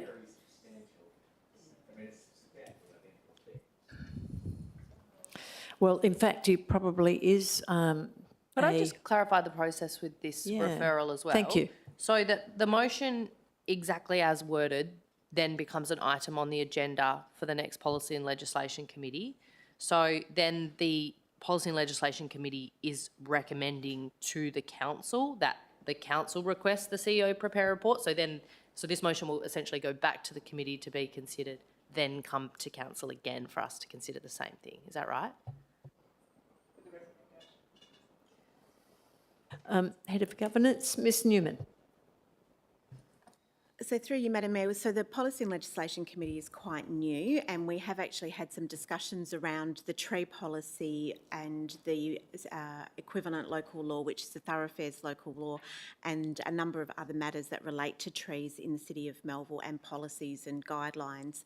And we do feel that there would be a good option for the Policy and Legislation Committee to look at this as a holistic matter. Because this is a new policy, we can't refer it back to the committee, which is a procedural motion, but there is probably opportunity for the council to refer this to the Policy and Legislation Committee for them to give it some further consideration and come back with some recommendations for consideration by the council. My question is, would it automatically, if it was passed tonight, would it automatically go to that committee? Because obviously the officers would put it together and send it to that committee, or would that not be the case? Why do we have a policy committee? So, Madam Mayor, section 7.5 of our local laws, subsection 2 says, because this is a motion without notice now, it can be moved, it shall be limited to seeking a decision that a matter be investigated and a report submitted to council or to a committee. So I'm thinking that's what we're doing now.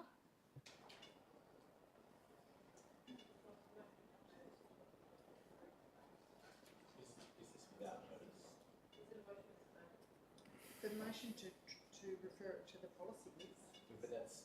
Sorry, what was the reference again? 7.5.2? It's only 2 points.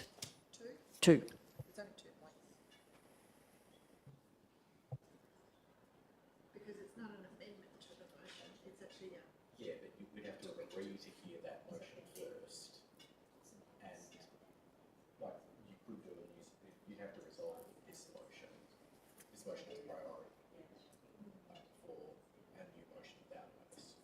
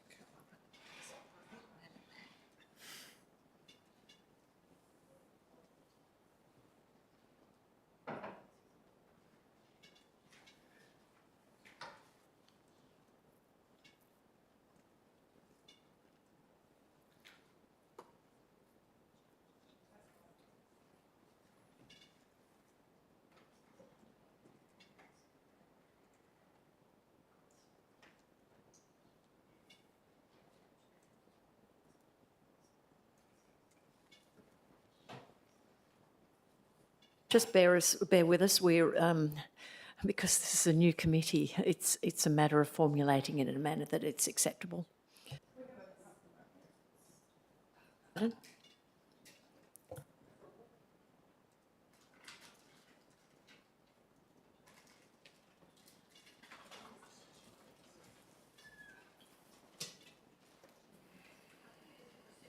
Yes, I'll adjourn the meeting for a couple of minutes so we can just organise this because, as I say, because it's a new committee, it needs a little bit of reworking to sort this issue out and comply with the meeting procedures.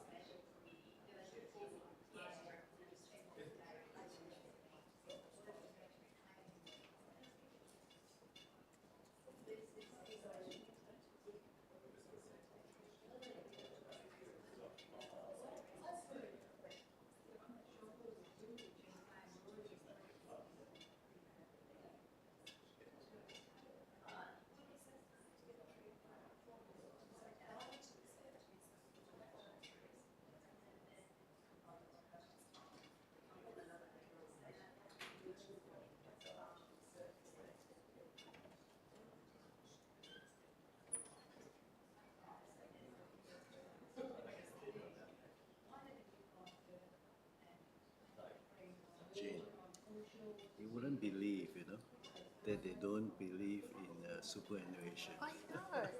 No, he said it's as usual. You spend your own money. You don't need to. So the idea is paying you more. You spend it. That's what you were saying, women. Yeah. That's why they didn't get sued. That's why when they retire, they have less pay. So they say this kind of pay rise or don't need to backdate. It's costing the government money. Crazy. Well, I don't have much super because we had a business, so we didn't pay ourselves. That's the problem, Yeah. because it's optional. Yeah, But particularly when you're the owner. No, and also when you're putting money back into the business, the last thing you have is spare cash. Yeah, absolutely. In June, you say, Yeah, we took one big payment out. That was it. Yeah, stupid. and sometimes it's inconsistent. That one year you put some money, following year you have invested it and nothing. See, that's why you can't beat this public servant thing. Superannuation is every week is going in. So public servants, they retire with 7 figures. I know. Because every week you're getting paid.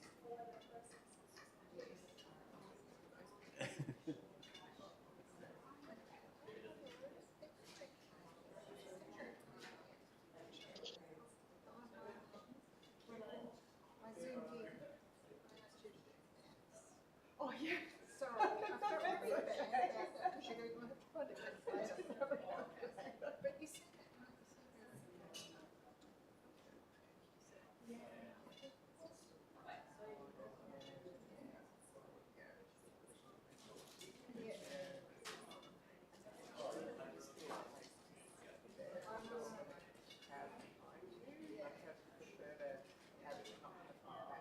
Yeah, I used to sit there when I first started.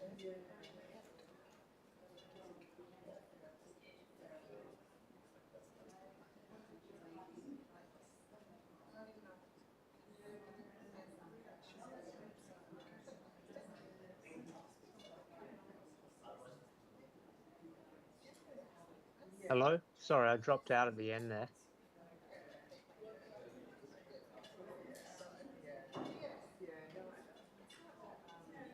But I agree, I hate it. Yeah, it was kind of more just that sort of that feeling of, I'm like, although I'm a guessing council, I'm also aware that, they're sort of sitting there, so it just made me feel really like not quite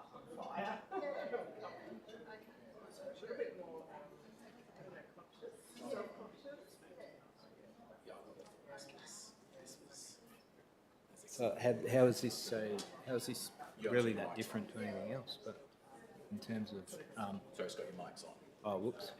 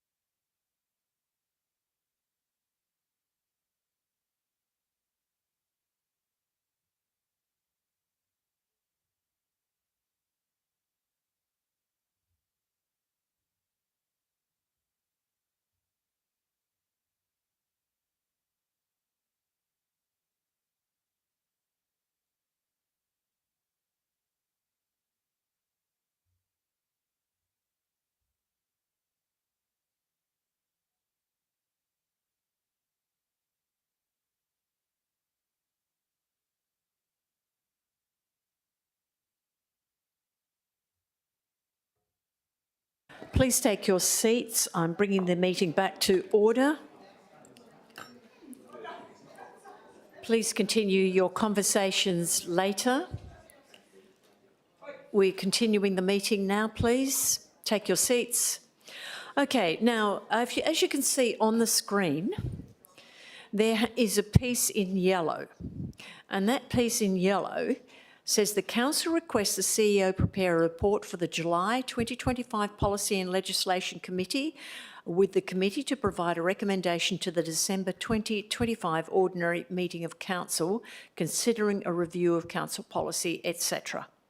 Okay, so in that way we can we can look at all the other issues pertaining to this, the other policies and laws that are related to this particular item.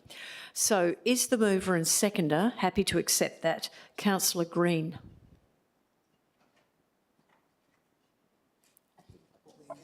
Thanks, Madam Mayor. I'm just considering whether or not it could be broken out in terms of a decision perhaps tonight on point 1 and points 2, 3 and 4 that are perhaps more related to the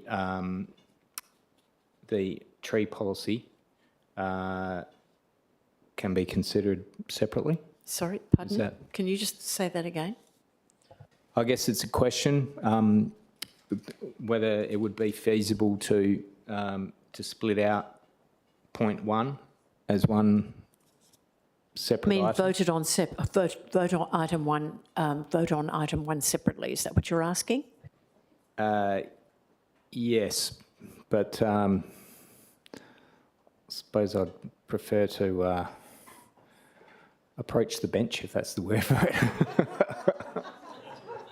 I'm not sure what you're trying to achieve, actually. If I might, Madam Mayor. Thank you, Councillor Fitzgerald. I think perhaps the intention is to break this matter up into 2 parts, accepting that there's a role for the Policy and Legislation Committee to deal with 2, 3 and 4, that is review of the appropriateness of those sections of the policy, and then to request perhaps a more rapid process for a report on just the question of trees being planted on verges, because accepting that might need to come to an EMIS, or it strikes me that we're 9 months out from December 2025.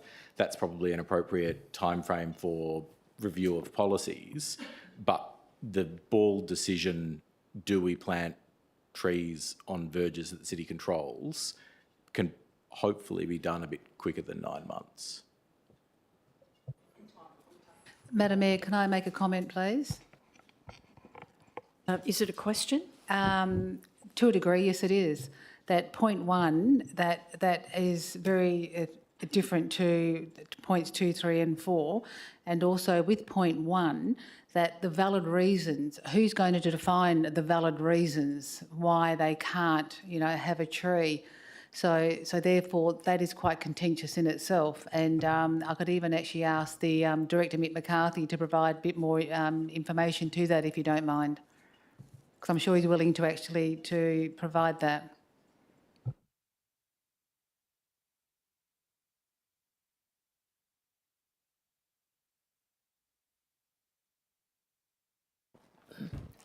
Ms Bowman, CEO.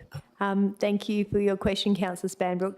So I think that would be the intent, is to provide a report which would then contain potential valid reasons. So at the current policy at the moment, is that what you're asking a question about, what the reasons are regarding the current policy? Just or do you to mean follow up, regarding, because I have had a conversation with the Director, and he did say that there are going to be issues about defining the valid reasons. So I thought it might be worthwhile just listening to hearing what he has to say, that's all. Thank you.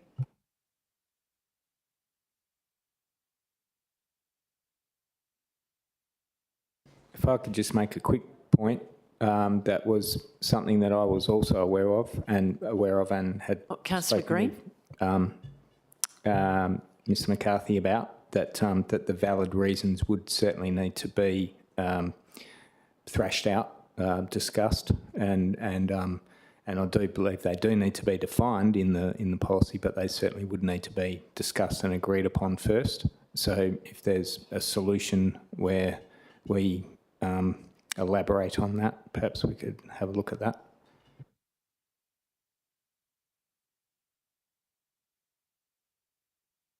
All right, thank you. Mr McCarthy, could you make a comment on this? Thank you, Madam Mayor, and thanks for the question. So the current tree policy has got some descriptions of reasons why we wouldn't undertake requests for tree maintenance and removal, for reasons that we wouldn't do it. The tree is disliked, the tree is partially or wholly obstructs a view, the tree is perceived to present a risk of harm, the tree is perceived to aggravate health concerns, the tree produces leaf litter, flowers, fruit and bark, the tree attracts unwelcome fauna and associated issues, the tree is perceived to be inappropriate for the site by residents, the tree overshadows my private gardens or infrastructure, the tree occupies a site that's proposed crossover where an alternative location exists. So these are current reasons why we wouldn't remove, and I think the same thing here. You're saying why you wouldn't allow someone to have a tree for a valid reason why it shouldn't be there. It's similar reasons to this would have to be developed, but in the end would be an officer's discretion to actually make that call at the time when planting that tree. And in the example where there wouldn't be agreement between officers, including myself, for the tree to remain, then as part of the current tree policy, it would be referred back to council if the ward councillors and mayor agreed to put up to a report for council. So you could have a situation where you've got a number of smaller, recently planted trees coming up to the council for removal as a result of trying to define and implement a policy where you've got mandatory verge tree planting as part of your policy. Okay, I hope that answered the question. Councillor Edinger, is that another question? No, I have a procedural motion I'd like to move. What is your procedural motion? The motion now lie on the table. I'm wanting to move it because I'm extremely concerned that this motion has not gone we to need a seconder first. Do we have a seconder? Councillor Spanbrook. Yes, Councillor Edinger, you have 2 minutes. I'm extremely concerned. It's nearly 10:30. I don't think any of us are feeling particularly bright and sparky. I really am concerned that this is a significant piece of work and it hasn't come to an EMS for us to look at. There's the opportunity for it to go to the new Policy and Legislation Committee, which is a new pathway, which I think would be excellent. The trees being planted on verges is going to happen. The city, I understand, has a very good, robust engagement process. When they go to plant trees on verges, they contact people. So that's not going to stop at the moment. So I just believe it would be politic and good governance if maybe we just put the motion on the table and we can pick it up and consider it at the next meeting. And that all gives us a bit of breathing space and hopefully moves the meeting along. Thank you. Right, thank you very much. We're going to vote on that procedural motion. Yeah, can we just explain what that means, just to be sure about... I did look it up, sorry. Thank you.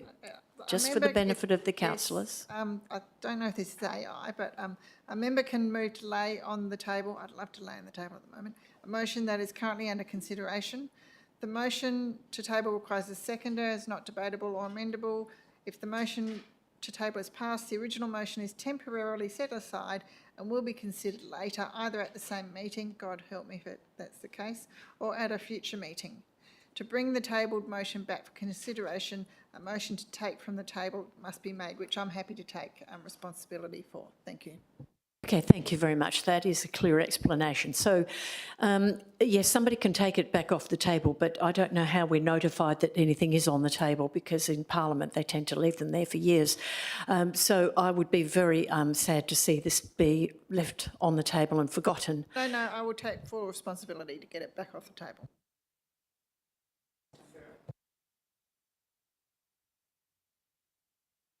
All right, so if there are no further questions about what this motion means, we're going to go to the vote. So, Madam Mayor, there's no consideration of doing the point one separately, or no, there's we'll no. We've got a procedural motion now to lay this on the table. Okay, that is what we're considering. Nothing Okay. else. Nothing else. This is a procedural motion. It takes precedence over everything else. So we are now going to vote. We no longer have Councillor Woodall, unfortunately. Now, so can you please, if you support the motion to lie on the table, you'll vote green. If you don't, you're going to vote red.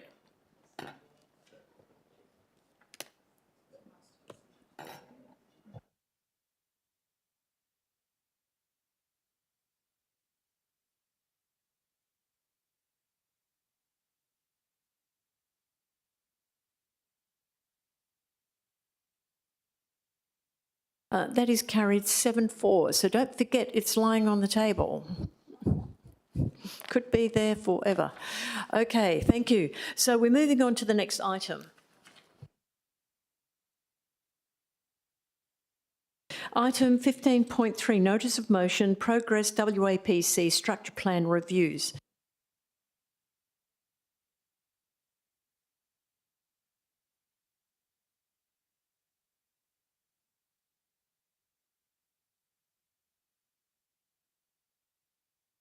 All right, this motion is raised by Councillor Ross. I also advise that an officer advice note was provided on Friday, 14th of March, and will be linked into the minutes.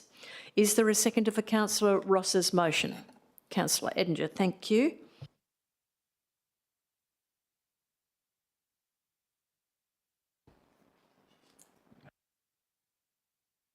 Yes.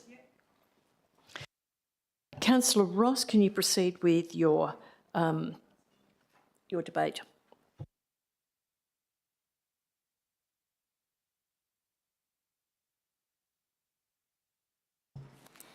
Thank you, Madam Mayor. What I'd like to make very clear in terms of this motion is that on the 27th of May 2022... Madam Mayor, could I move a procedural motion that this matter be deferred to the next ordinary meeting of Council? Yes, you can do that. Thank you. Do you have a seconder? Councillor Wheatland. Thank you, yes, Madam Councillor Mayor. Fitzgerald. I think for the reasons Councillor Edinger has identified, substantive discussion at this point of a matter like this is probably looking a bit beyond us. I refer to the previous Mayor's practice of ending meetings at 10 o'clock. I feel that was, generally speaking, a good practice. If there were matters that were extremely urgent, then, of course, perhaps we would need to push on past that. But given that we have already had the experience of effectively putting a motion on the table for the purposes of dealing with it later because of and lack of time, I think it's appropriate that we probably do the same with this last motion as well. Well, we're not putting it on the table, we're deferring it. Okay, so, okay, to the next meeting, I would gather. All right, so you're voting, we're going to bring this to the vote. So if you want this to go to the next meeting, vote green. If you don't want it to go to the next meeting, vote red.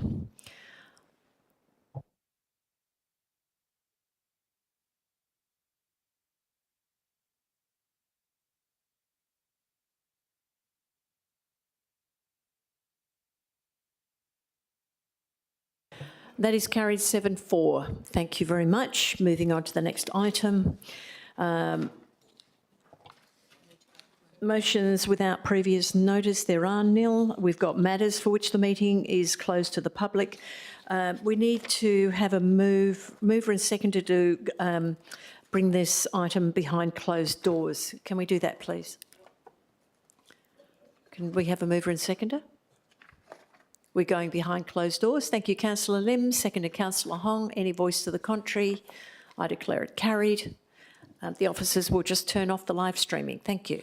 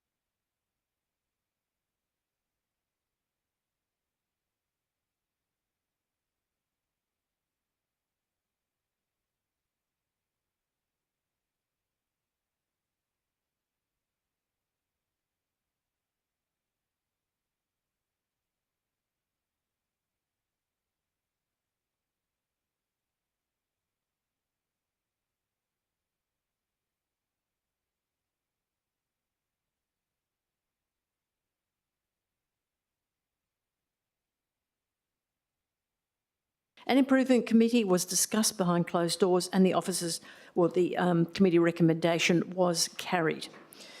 So we're up to closure. For the purposes of the minutes, can Councillor Woodall, no, Councillor Woodall has actually left. So we don't need to confirm that. And there being no further business, I declare the meeting closed at 10:38. Thank you very much for your attendance. Please come to the reception area for some announcements. Thank you.